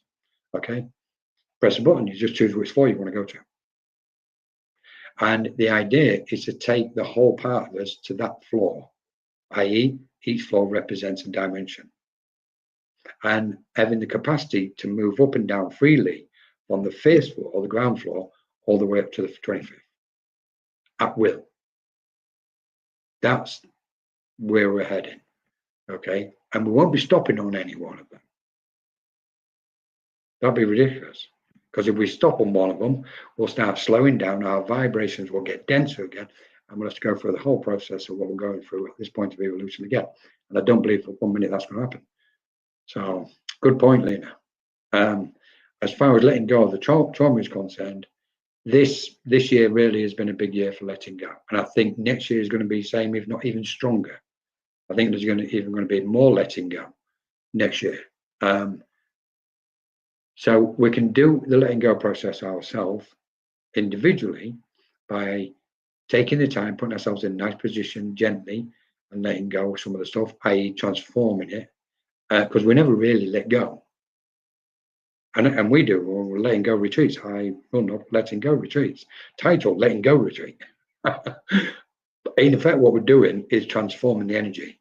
And once the energy is transformed, what's happened then is we've let go of the old energy or the old thoughts and reality of what once was. That's what we let go of. But the energy itself has been transformed. So there's a problem with letting go of past emotions. Right, okay, maybe on another occasion I might do a talk on letting go and the different aspects of the letting go process. I've been attuned to vibrating that fifth dimensional space with the reason John Patel from you are saying completely no problem with lifting myself up. Yeah, don't beat yourself up, Lena. Don't beat yourself up. If you can, regarding any external aspects, and this is another aspect of the ascension, we're learning discernment, detachment, non-attachment, and distractions. The world is distracted at the minute. The world isn't. Many people are in the world, on the planet. So it's important that we kind of be mindful about distractions in our life, and the distractions will come into our auric field or our field of energy. Okay, and they go, oh, that's going to be a distraction to me. With respect, a lot of people are getting wrapped up in dramas at the minute. And it's like, guys, come on, you know better, you're more intelligent than that. Step back, just pull back. We don't need to be involved in dramas, okay? It's an infringement on the light of our own soul to be involved in other people's dramas, especially with people who've got enough to deal with in this space, what we're carrying. So then we go, right, we've also got distractions within our own mind because we're also thinking about different things on a daily basis. So this is where meditation and stillness is so important, and healing. So, yeah, and take your time, just have some patience. When we're humans only vibrating in the first dimension, when we're humans only vibrating in the first dimension, so that it could move on to the second. Thanks. I like this one, Big Frank. Okay, so that's like the $64,000 question, isn't it? Who knows? So the first thing, I'm not going to make any claims having the wisdom to know when that was. Okay, what I can say is the first dimension is literally, it's like iota. It's the singularity of a certain point. When we're humans only on the first dimension, so then it could move on to the second. Right. So I love this. I love it. Right. Let's open this up a little bit, if that's okay. I hope everybody's still okay with this. So what we're looking at here is we're using human language and terminology to describe something in order for us to comprehend it. It's a bit like time. Time is merely a vibration. It's a perception of our own awareness, what creates and gives a frequency a word, i.e. time. So time is merely a frequency, and it's a slow frequency, what we've tuned into, with what our consciousness, giving our consciousness the ability to tune into the same frequency as time in order to comprehend this plane of existence and what's going on. Nothing more. When we meditate, there is no time. So we know time in true reality does not exist. So it means we've lowered our frequency in order to attune to time. Okay? But time is such a big thing for everybody. Now, when we use terminology like dimensions, first, second, third, fourth, and all this lot, we're doing exactly the same, Frank. We're using human terms in order to comprehend something, which, to make sense of it, or to make some kind of sense to it, so that we can continue to understand or expand what we think, understand our knowledge and awareness. What we're doing is taking ourselves to the point of knowing, i.e., we are knowing beings. But the conditions around us have clouded our awareness, or our consciousness in this case, by the densities of those aspects, including what we said, dimensions, distractions, etc., and all the experiences, what we're encountering. So we remove all them out of the way and you go, right, let's tap into this dimensional stuff. Do dimensions actually exist? Well, we think they do, because, you know, in our making sense of things, it's like, directionally speaking, linear from the first dimension, i.e. the dot, and then to a line. So then we measure from one end to the other, and then we put an angle on it. And it's like, okay, we've got 3 dimensions here. And then we start opening things up and we go, oh, there's a box shape, etc. And we start seeing from all these angles what we refer to as dimensions. We can refer to dimensions as densities. We can refer to them as waves or planes. I really like the thought of waves of existence or waves of awareness. That's the one I like. Okay. I have a tendency to use dimensions because it's more generally accepted in this spiritual space, if you like, so to speak. So when we're humans vibrating in the first dimension, pass. I ain't got a clue. If you find that answer, Frank, please let me know. Be interesting to know. Maybe I thought time was the 4th dimension. Look into it, Frank. Is it? Is time the 4th dimension? Time for me is just simply a frequency. So, and it's a dense frequency, and that it's like everything's had to slow down in order for us to make sense of it. That's why when we meditate and everything seems to speed up, and we go, wow, I thought I was in there ages. I've only think that's gone really fast, etc. Because our awareness has moved beyond what we think is the frequency of time. So open it all up, Frank. I can open some of this stuff, but it's nice here to say. But that first dimension is okay.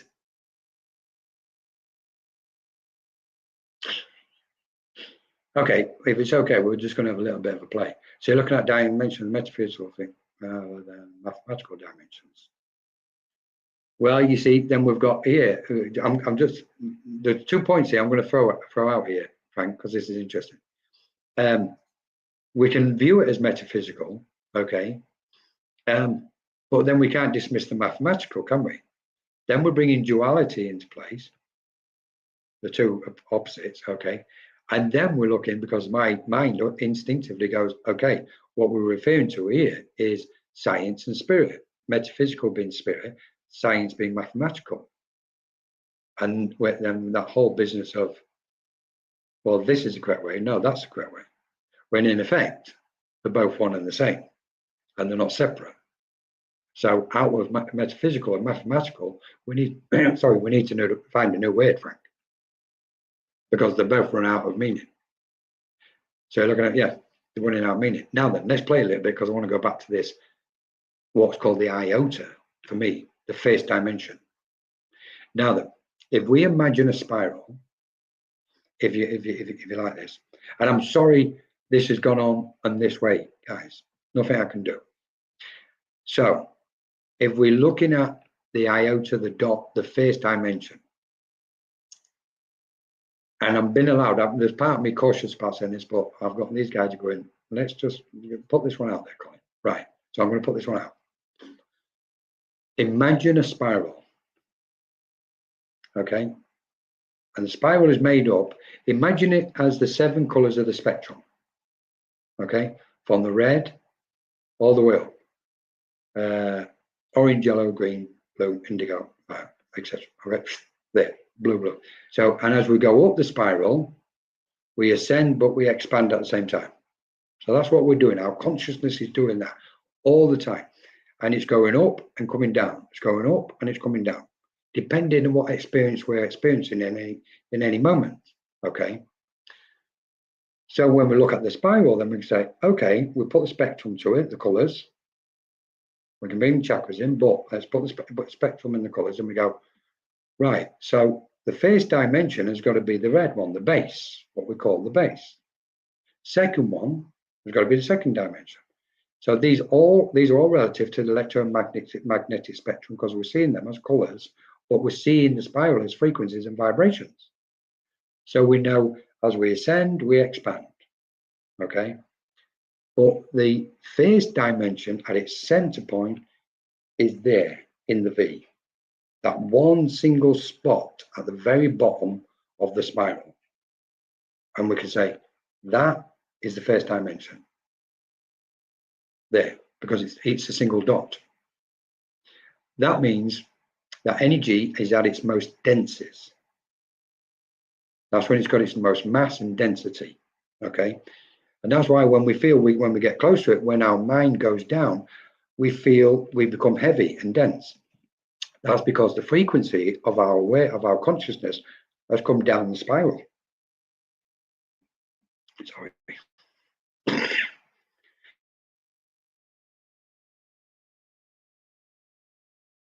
Yeah, sorry about that.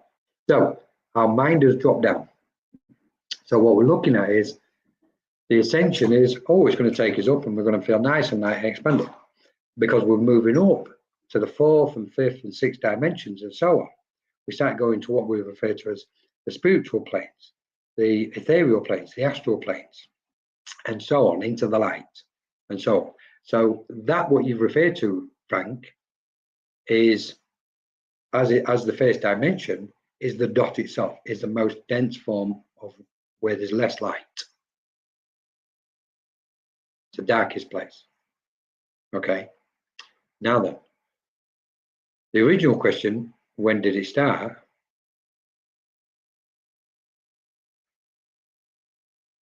Maybe it's always been in existence. Because if time is an illusion, i.e. it's a dense frequency that really doesn't exist, it only exists because we give it its appearance, it appears to our mind. But that's not appearing from its own side, we're creating it from our side. And we're back to when we're going to meditation, everything speeds up, there is no time. That's the true nature of reality. The same with dimensions. So we can say, if time doesn't exist, and when did the first dimension exist, and when was we there? Maybe it's always been there, maybe we've always been there. Something to think about. Non-combative, it's probably not my kind of stream, but keep it up,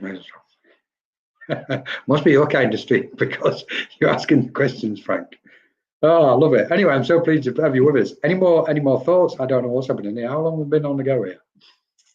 Hour and 40 minutes, by the way. Spiritual words so much easier than it is on the airplane. Years ago, there was not many mediums. Now, so many can work with spirit. Is the spirit world closer now?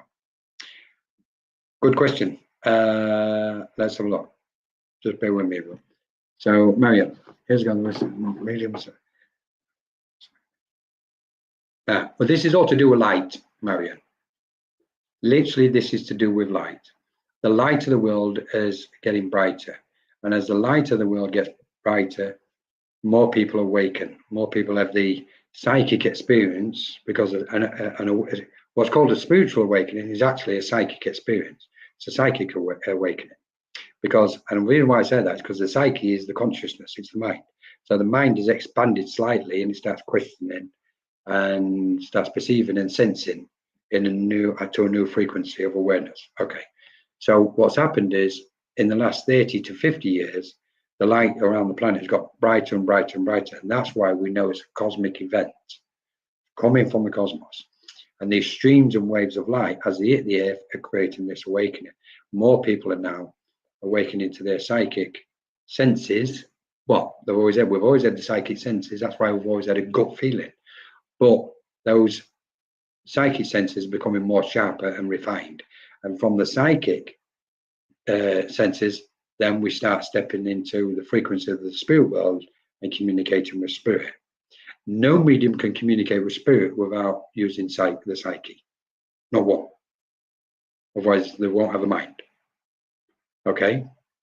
So we've got to accept that simple, basic fact that every medium works in a psychic capacity, because it's through the consciousness, it's through the mind, and the mind is the psyche, so to speak. So that's why we're seeing so many people doing readings and opening up and etc., doing all this beautiful, beautiful stuff.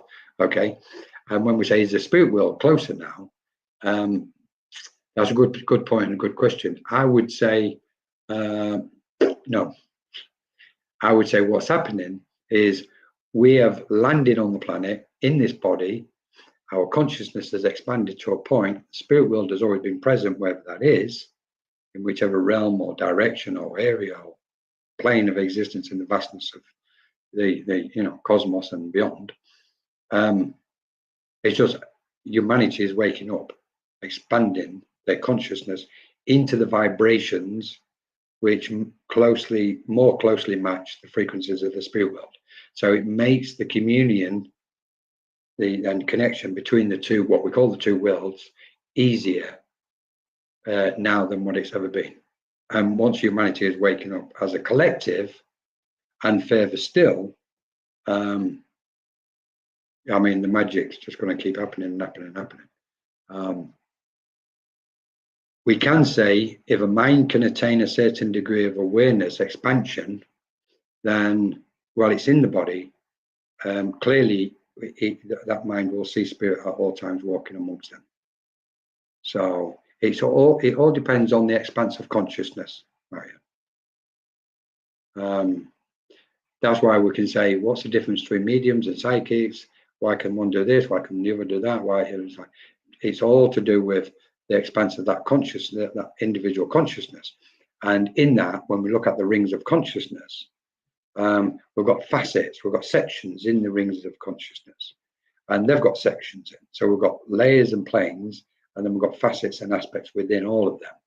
So mediums, if we say mediums, including psychics in that, trance mediums, etc., they've expanded to a certain point, and they're working. Their mind is managing to connect to the frequencies of a certain section of their consciousness in order then to attune with a certain section of the spirit planes. Okay. So I hope that helps. Brilliant stuff. This is just a grand cycle. Melissa, do we just ascend to the top of the spiral and then go back and do it all again? Well, if you're stupid like me, Melissa, yeah. You go flying off like Buzz Lightyear, and you hit some kind of, I don't know, like some kind of invisible dome, like some people think is around the earth. It hit the dome and come bouncing all the way back down and land on you again. So, just kidding, obviously. I would say, oh, people are going to love me for this. I would say, no, there's no such thing as a cycle. And I'm really so pleased you've asked this question, because it just gave me the opportunity to say this. Everything is in spiral form. We are spirals of truth. The chakras are spirals. Our energies and particles, atoms, are all spirals. Okay?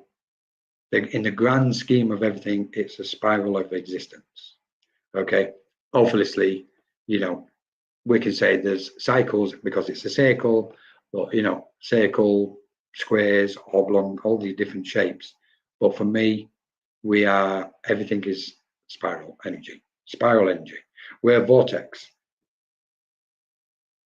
We're just a swirling mass of wonderful light, and it whips up a vortex like a tornado, and that's who we are. And our consciousness rides the spiral of truth. And every time the consciousness moves to a certain frequency on that spiral, we sense a different frequency of truth, what's on that spiral. So, and that's why for most people we can say, in effect, we almost don't evolve. What we're doing is, and the reason why people change the truth is, it's not that because they've changed the truth from one day to the next, it's because their consciousness have moved to a different position or location on the spiral of their truth. And therefore the new truth, what they're reflecting, is coming from the frequency, which is what they're locked into or tuned to in that moment, specific moment. And then the next day or the next moment, they'll move it somewhere else on the spiral. So interesting stuff.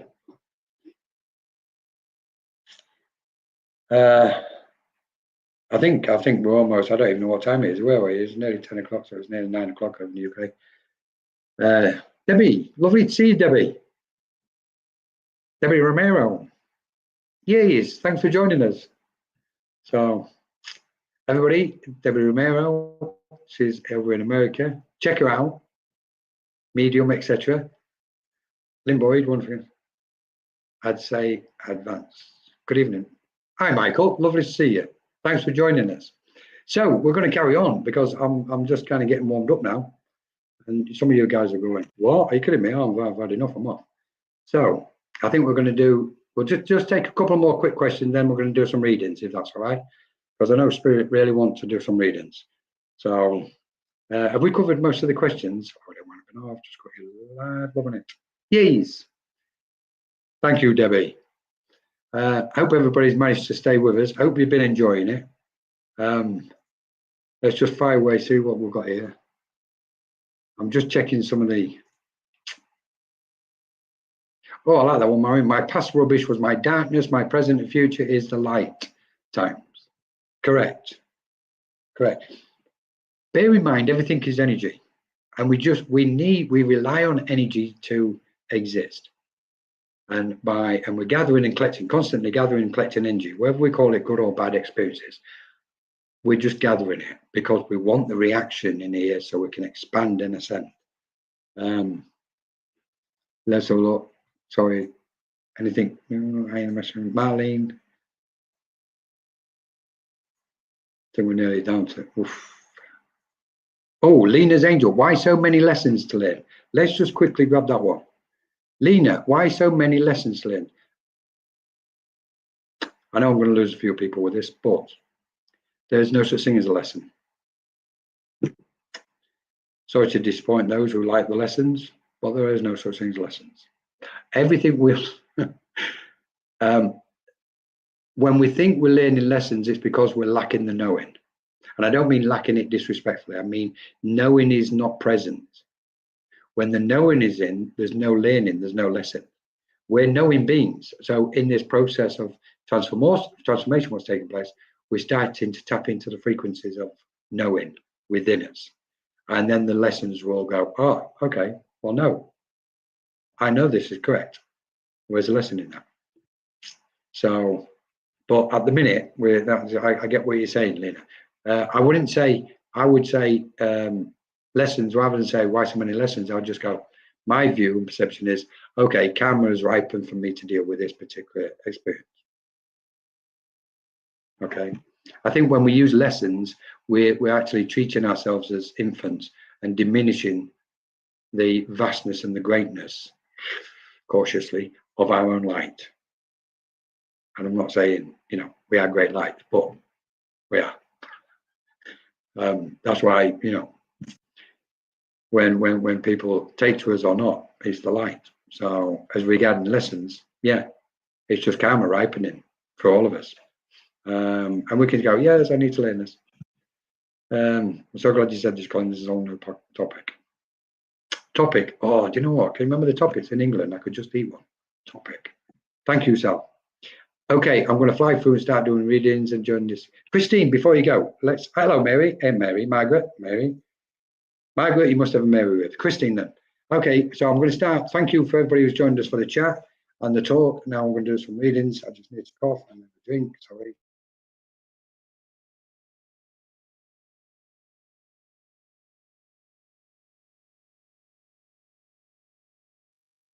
So, Christine, if you'll stay with us for a few minutes, because I've got a gentleman here. So just to let you know about the readings, everybody. I can't, obviously I don't determine where I'm going to get to. I just, whoever I'm drawn to, I'll go to, whoever nothing I can do. Sometimes it's fast, sometimes it slow me down, etc. I'm not the conventional medium. I was tempted to say something. Okay, I'm just going to explain briefly. So everything gets incorporated when I do mediumship, when I work with spirit. So there's mediumship, there's evidential mediumship, there's psychic mediumship. It's irrelevant to me, because as the purest form of mediumship is just to let spirit do it. And that's why I work. And spirit will use all the energies in the space. There'll be healing aspects in there. There'll be joy. There might be some sadness, etc. It's spirit. When spirit lead, and we don't need all these names and descriptions and all that. Like, it's got to be evidential. It's got to be this. It's got to be this. It's got to no. Like, it's got to be what spirit wish from the light. As far as I'm concerned, we just let the light guide. So, Christine.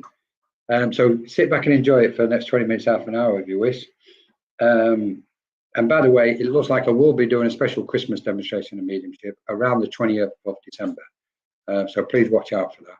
Little chat, but it'll be mainly messages, especially for Christmas. So Christmas, gentlemen, I'm going to stop waffling. Christine, I've got a gentleman who's ready to step in, Christine, okay? And he's like looking at you through my eyes, and he's grinning. I'm looking at your picture because he's almost looking similar to your smile, okay? And do you know what? I want to use the word smug, but I want to use it in a positive context, not a negative, because in England, we say when somebody's smug, there's negative connotation, but there isn't.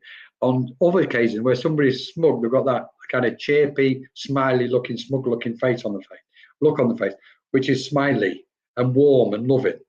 Okay, so this gentleman is bringing you a lot of that energy, Christine, okay? What I will ask anybody, if you can kind of really quickly respond to me, yes, no, or don't know, it'll help me keep going. All right. Now then, I've got heart. I'm just going to go for it because I've got a chest condition, but they've changed it. I want a heart attack. You would know somebody who had a heart condition and it resulted in a heart attack. And I've got angina. I want the word angina with that, Christine. Okay. And I'll also see them showing me somebody walking with a walking stick. And this is a lady towards the end of her life. I've got to give you Mary because it called out once anyway. But I also want the name Steph or Stephanie with you, Christine. Okay. Now then, they've just taken me, this lady has taken me into a garden, a small garden. It's at the back of the house, and it's got a small fence around it, okay? And it's got two sections of garden with a path going towards this little gate, what appears to be a gate. But there's a path in it. It doesn't matter if there's not a gate there, but there's a path and two pieces of grass. And I'm going to sit on the right side, so I'm just going to sit in the summer and sit on a chair, like a bench at an angle in that garden. Okay, Christine? And she's bringing all these beautiful memories back for you. All right, and either you or somebody else keeps like shifting the glasses on their head. Okay, it's quite comical, the saying.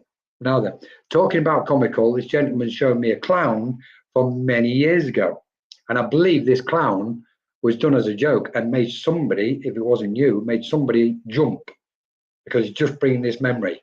Okay, and the clown now is using the clown to represent all the colours, and it's turned into, well, like they were going to bring you, or it was you, I thought it was, because I see you jump, to be honest, Christine.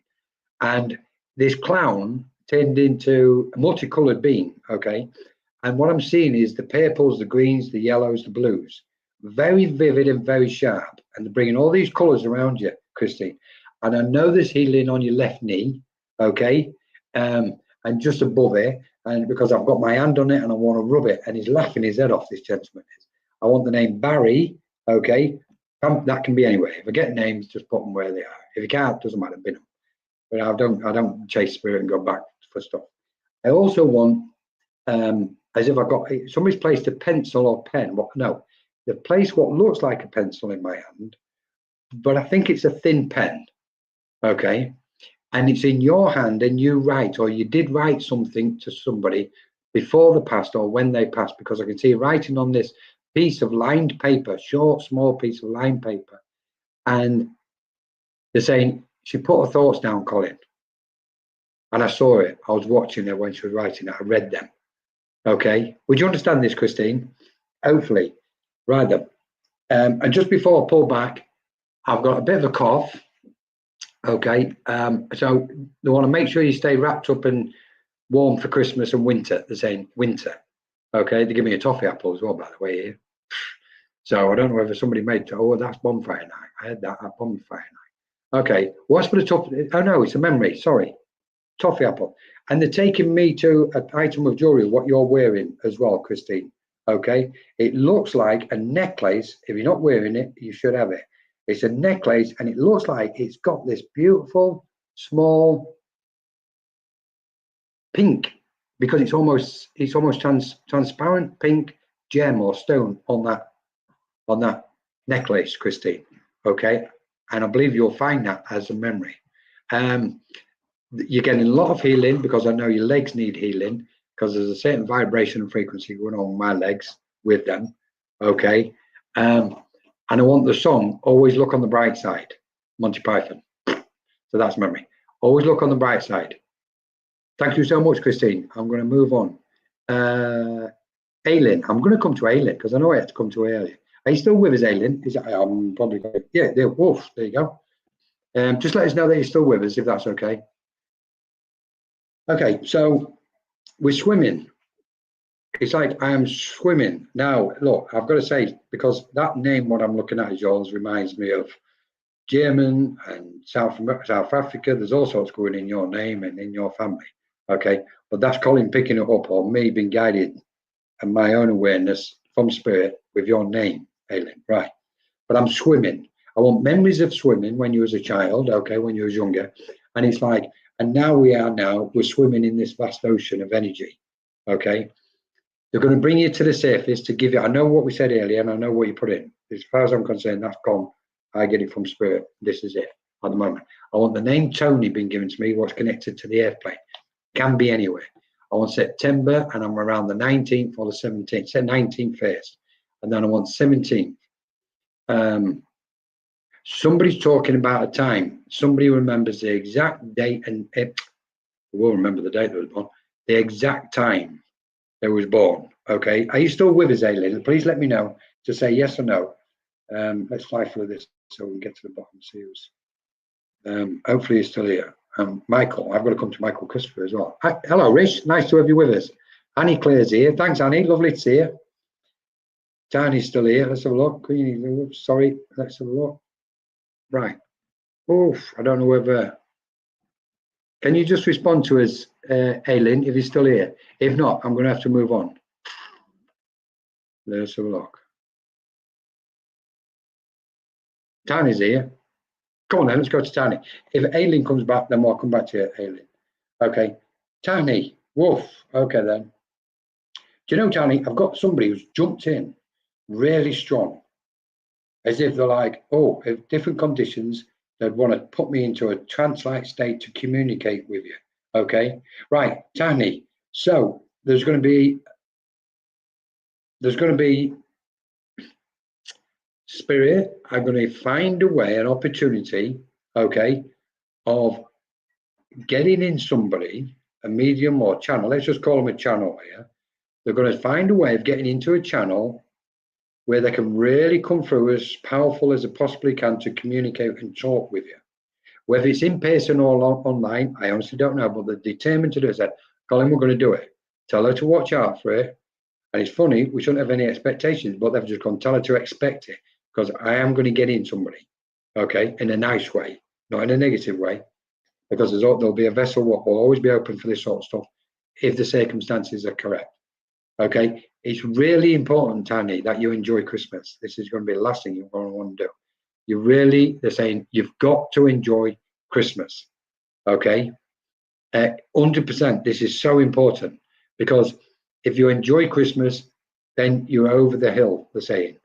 Because at the minute, it feels like climbing a hill, and you're trying to be as positive and as light and smiley face as you possibly can.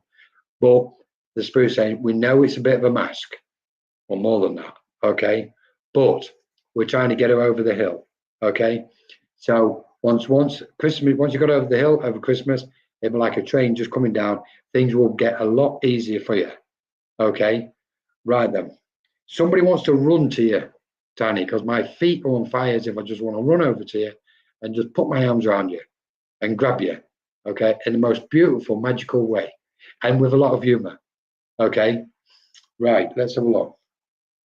Somebody around you, because I've got a condition on my stomach now. I'm going to speed up, or somebody's going to speed. I've got a condition on my stomach where it's like, woof, it's like my stomach's on fire, okay? One, it's energy, and the other one, there's kind of like nauseous feeling. Okay, so I know somebody had this nauseous feeling before the past. Okay, I've got a gentleman here what's saying thank you, because they was looking at you as you was looking at them before they passed, just in that moment, I feel. Okay, in fact, it's going, no, come on, Colin, say it as it is. Right. So I believe there was a person who passed the Spirit who you went to see, possibly in the chapel of rest. Okay, and as you was watching them, they're telling me they was actually there watching you. Okay, so you was watching the body, but their soul, the consciousness, their light was standing watching you, Tani.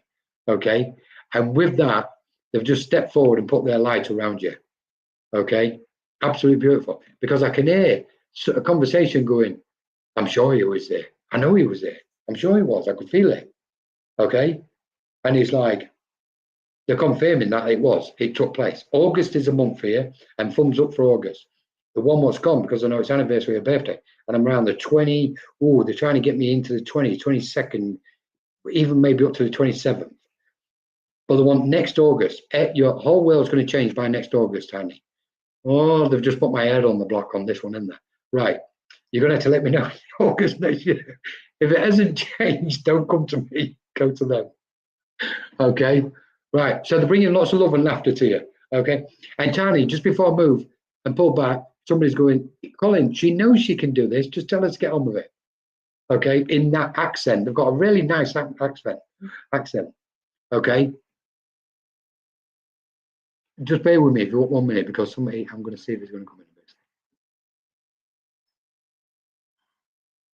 Please bear with me. I'm sorry about this. Let me just see if he's going to come in closer.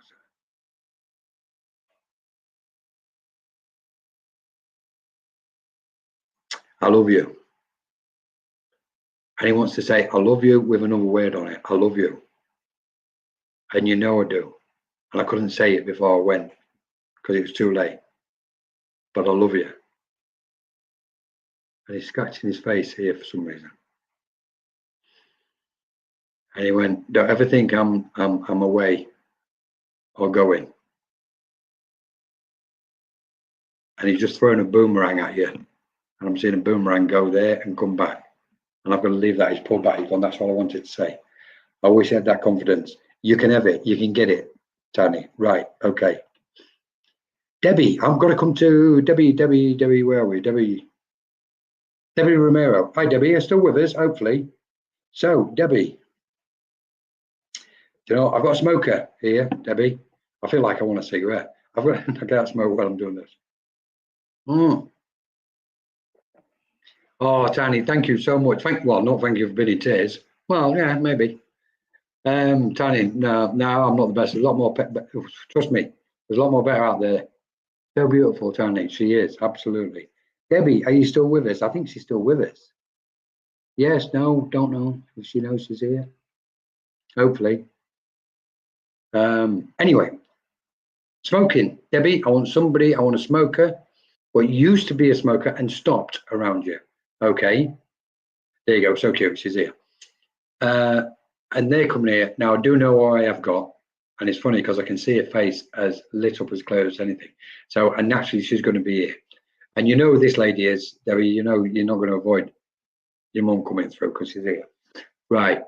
Now then, she's taken hold of your hand and she's guiding you, because she's saying to me, Colin, she's got a lot of stuff going on up here, this way, that way, this way, this way, that. Like we do, you know, this is the time we're all going to have a lot of stuff going on. And she's going, but we're guiding it. I've taken her hand because I want to take her in a certain direction. But she's almost joking. She's going, but I've got to pull her in a certain direction a little bit, because she's a little bit resistant to go in the direction we want her to go. Not that you're not resisting spirit, because you're one of the last people resist spirit, but this particular direction. So there's a lot of questioning going on around you at the minute, Debbie. Now that I want to start coughing heavily though. Oh, I'm so sorry. Somebody's come in and I've got two things. So I had quite a difficult congested chest and throat area before I passed. And also I want somebody who I'm sorry, this is going to sound coarse. It's like onions, you know, there's certain food what repeats itself on your chest. So this is horrible, but I've got to say it. It's like I'm sensing somebody on the airplane keeps the food keeps repeating themselves at the minute, and I want to clear everything. Okay, right. So that's a condition with somebody on the airplane, Debbie. But also what they're saying is she's clearing Colin from her heart to her throat and then it's going to be to the third eye because it's going upwards. Okay, so I know you're strongly aware of energy coming up. Okay, and the communication and the expressiveness, the saying, is going to be becoming very clear and booming.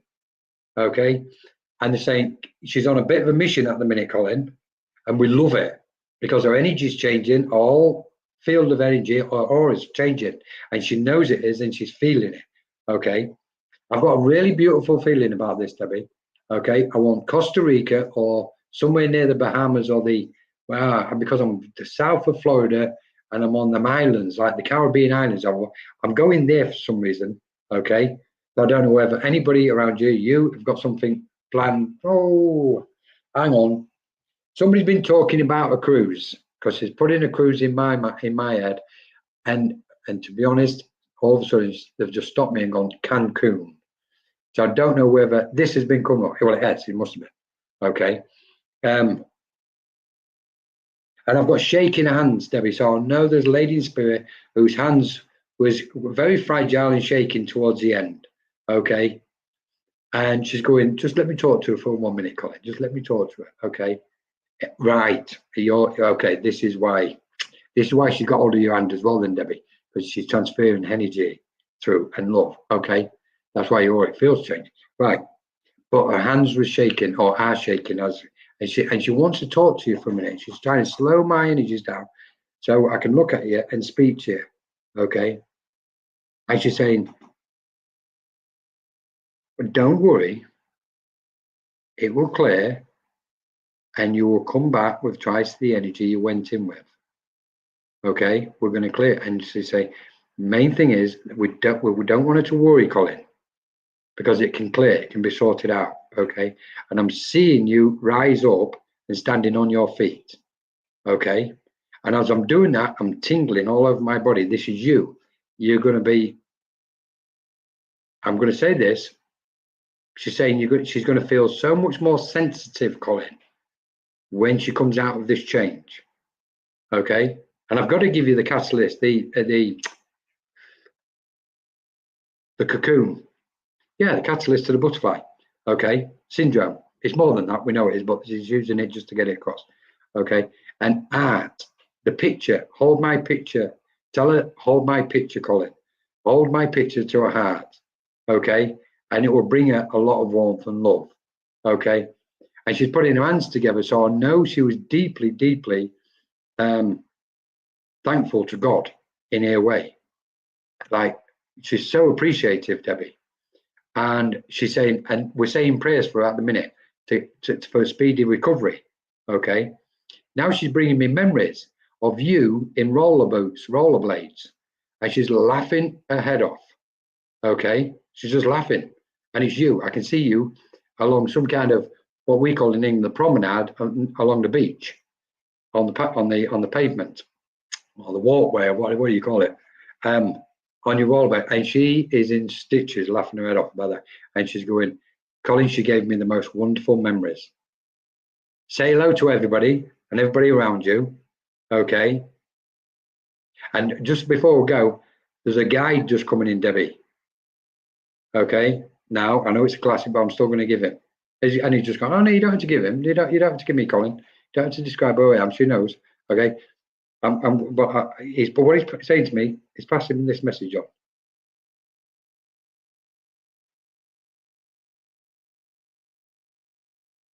Weakness is still a strength until strength overrides weakness, and neither of them are present. Only the light. And in that light is where you'll find me. And he just stepped back, and they've all stepped back. I already know you're very sensitive, Debbie. I think you're going to get tuned up even more, to be honest. I'm going to leave it at that. Thank you so much. Oh, that was interesting what he's just done with me. That guide was interesting, Debbie. I've got to come to Michael. Michael, where's Michael? I know hopefully he's still with us. Michael Christopher. Please let us know if you're still with us, and then I can come to you. How long have we got? We've got about another 10, 15 minutes, and that's it. We'll draw it to a close if that's okay.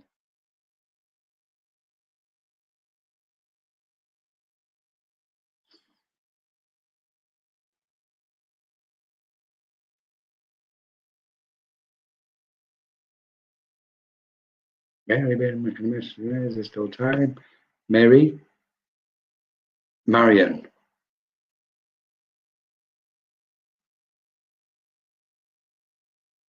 Marion, I'm going to come to Marion if that's okay. Marion Harris. Hi, Marion. Let's swap this energy over then. I'm just waiting. Well, I'm not swapping it. They swap it. Right. Okay, Marion. The first thing I've seen is a dog has come over to you. Okay. I've got this beautiful.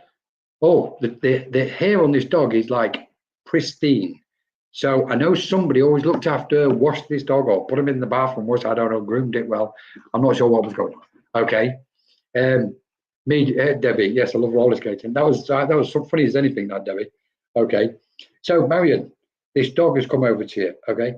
Now, and all of a sudden I've got very hot, almost as if I got, like my forehead's going to start sweating. So I know you get sensations of heat around you, and then it drops off and you go, what was that? Okay. Now then, and also I want to say to, for some reason, I give what Spirit give me. Okay. All of a sudden they've shown me a pan in a kitchen on a shelf. Okay. They just look, guys, I've been working with Spirit for so many years. It's like, and you go, okay, you've got a pan in the kitchen, right? But I have to give it. So okay, I have heat sweat. I can feel them, Marion, they're on me. Right, and they're reaching up for a pan. But they're not telling me why they're giving me this pan. Okay. Hey, there a spirit dog protects me. Yes, this one, Marion. This beautiful looking one.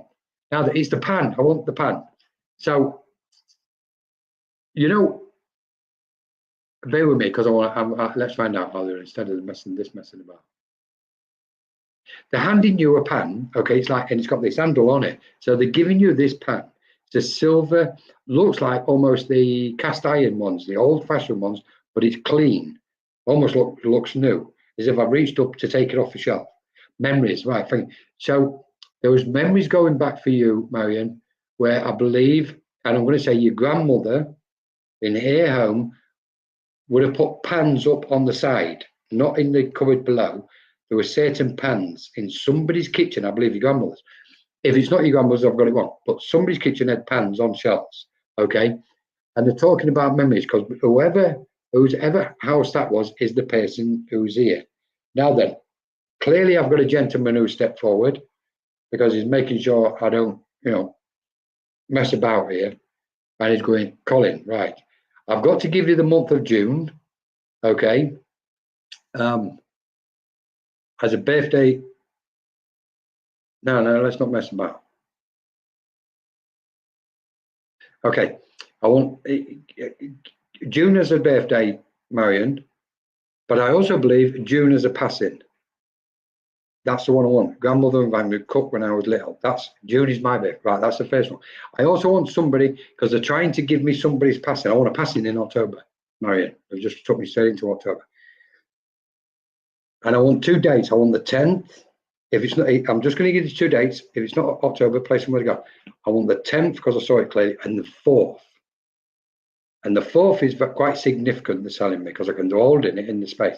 And they're going, Colin, 4th, tell her about the 4th. She'll know about the 4th. Okay. And all of a sudden, they whip my mind back, and I want January. So I know there's some kind of special anniversary or something in January for you, Marion. Okay. They're trying to zip me through these months.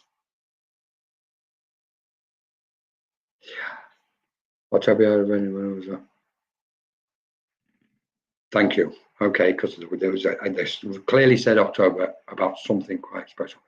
Now then, they just told me you've had specific experience of spirit, Marion. Okay. Now that's too loose and you know, whatever. So they're going to show me a little bit more. Right. So I'm going to describe what I'm seeing. So I'm in a dream state. I'm in bed. I'm in a dream state, and I can. You also get smells around you because January is your mum's birthday. Thank you. So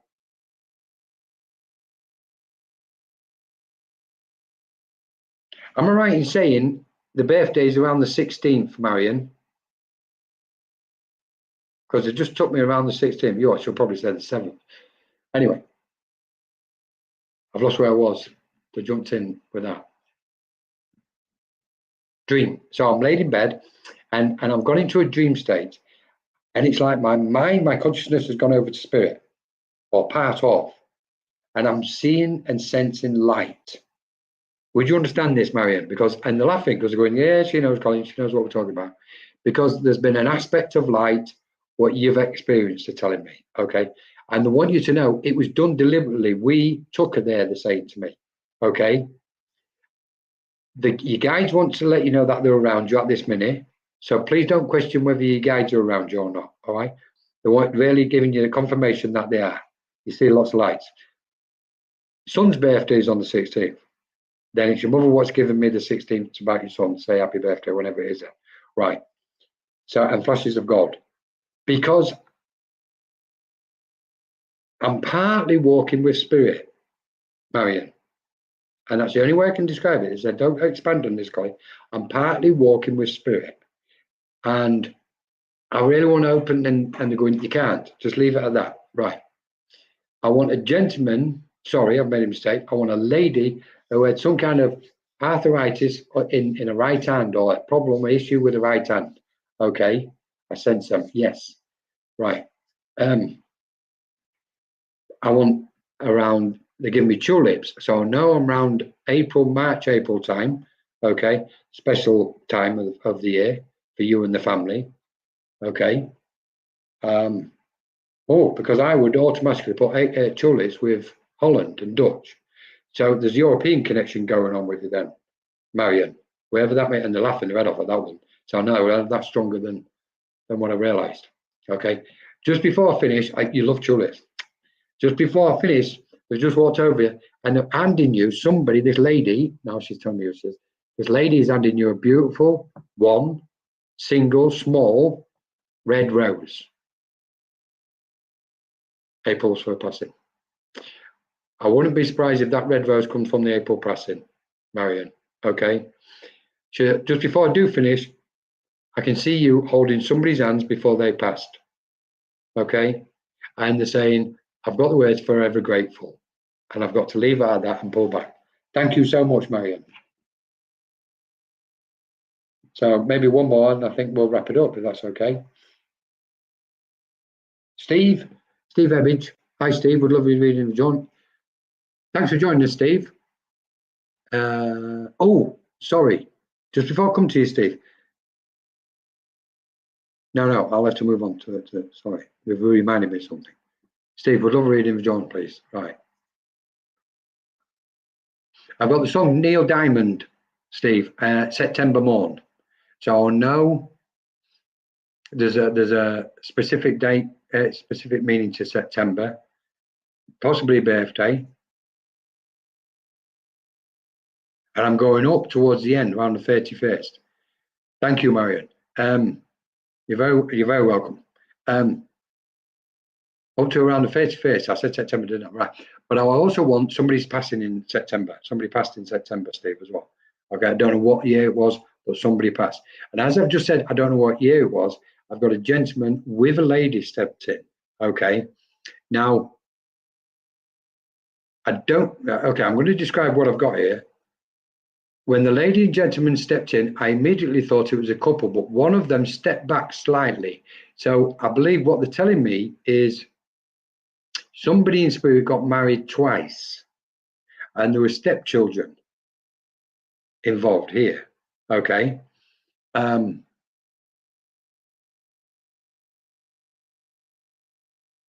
I also want to say to you, this is nice. I also want to say, Steve, you're quite aware of spirit because you feel spirit coming around, touch your head and your ear. Okay. And you can feel sometimes when you're speaking, it's like your voice is going to turn into somebody else's voice. Okay. Oof. I want. Have you ever had a? I'm asking a question because I can't be bothered not to ask you it. All right, I can.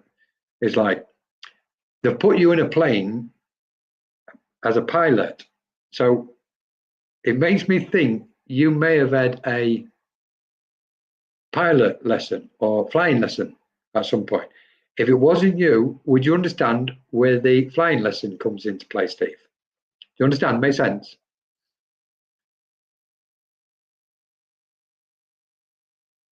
Oh, Mary, September is my mum and uncle's birthdays. Steve, are you still here? We need to answer. Can you? Yeah, I know it's difficult, but can you answer as quickly as you can? April's for passing. Blah blah blah. Has it all gone quiet? Has everybody gone to sleep?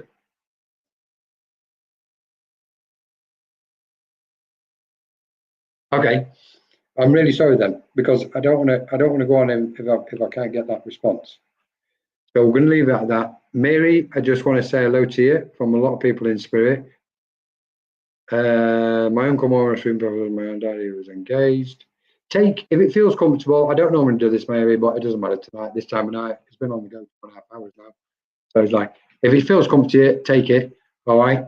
Thank you, everybody. We're going to draw it to a close. Can't believe you all managed to stay here so long. Melissa, beautiful Melissa. Thank you so much. She's put the alien faces. Oh, bear with me. Hang on. Let's see. Last one. Let's see what the last bit is going to be.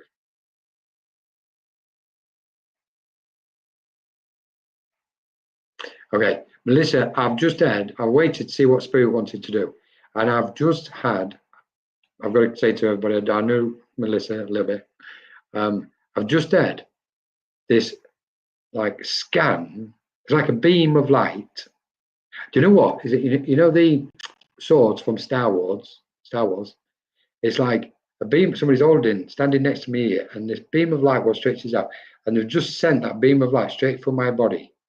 As if the light has scanned my body, and I've got a certain sensation with it, like zzz. Okay, and this is what they've just done to you, Melissa. Okay, so you will feel specific kind of like I want to say electrodes.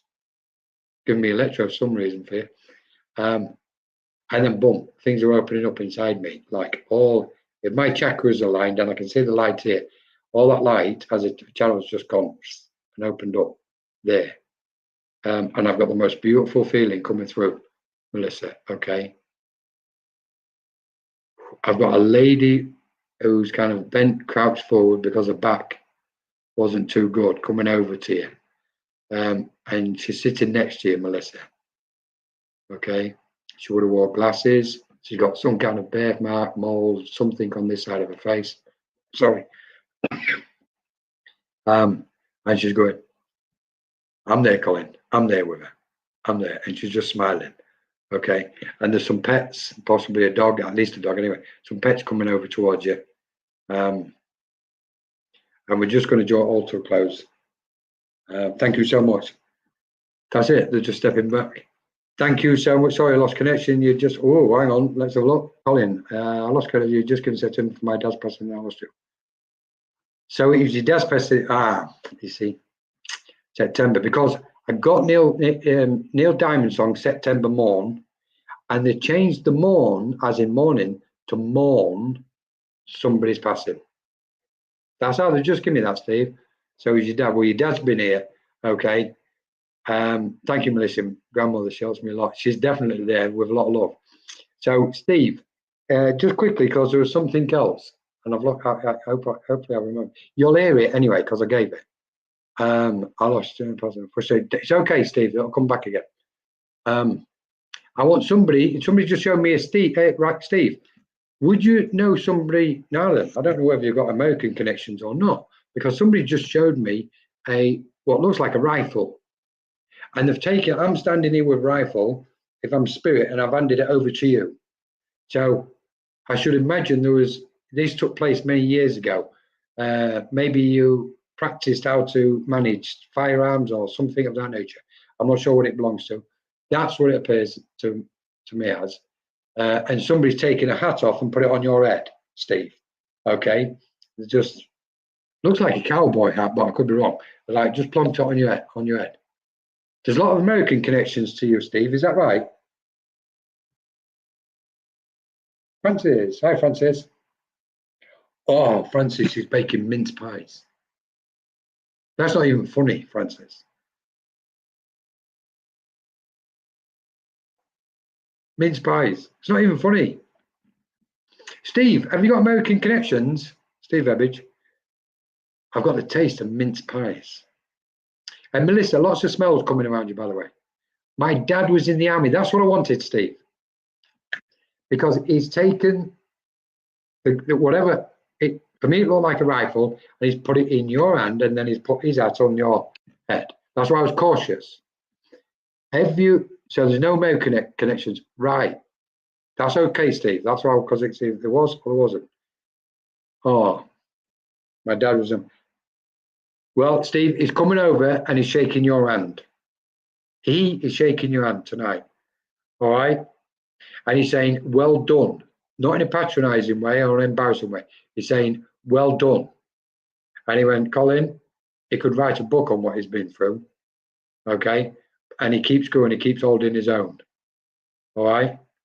And he's like, and he's pulling you forward. He's like, inviting you. He's going, pull him forward. He said, he wants you to step forward, Steve. Keep stepping forward.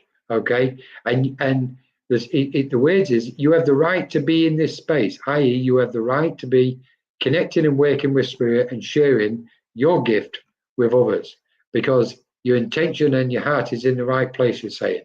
All right? Yeah, I am as well, Steve. Got it. And he's going, come on, tell him to come forward, Colin. All right? And he's just put his arm around you. Now, you ain't got a picture up there, but somebody's got a bald head or lacking a lot of hair on the head. Okay, and he's laughing. He's getting me to laugh my head off, and he's going, "Don't laugh." And he's like, "Well, it's you what's making me laugh." Right then, all the best, Steve. Steve, was your dad's name Steve as well? Steve. Why is he just give me Steve twice? Why is he giving me his name? If he isn't Steve, then he's talking about your middle name. He's laughing over something because he said you can't see his full name here, Colin. All right, and your guides are around you as well, Steve. All right, chuck them cards out. Start playing with them cards. Okay. Well, what's for the name Steve? You must know something. Chuck these cards. I don't know. I've got memories of playing cards, and I've also got like tarot, oracle cards. And he's going, tell him respectfully, practice, but just use them as a springboard, okay? And with that, I've got to go. Marlis, I'm sorry for those what's just joined us. Marius Lanty. I'll save you some. Yes, Francis, but not even funny. Hey, you're just not funny. Thank you, Steve. Playing cards, because he's got play. That's all I could see was these cards. And first off, he said playing cards, and the next to give me for you to start using cards. Not that you need cards; you can work with Spirit without them. And for anybody still here, Francis thinks he's so funny about the mince pies, which is not. And I'm not in England, so I can't get my hands on mince pies, which are my favourites at Christmas. Mince pies, and they'll be ready. Well, they'll be kind of Maria. Thank you, Maria. Maria, you know what? You have to be careful with me because I can go on all night.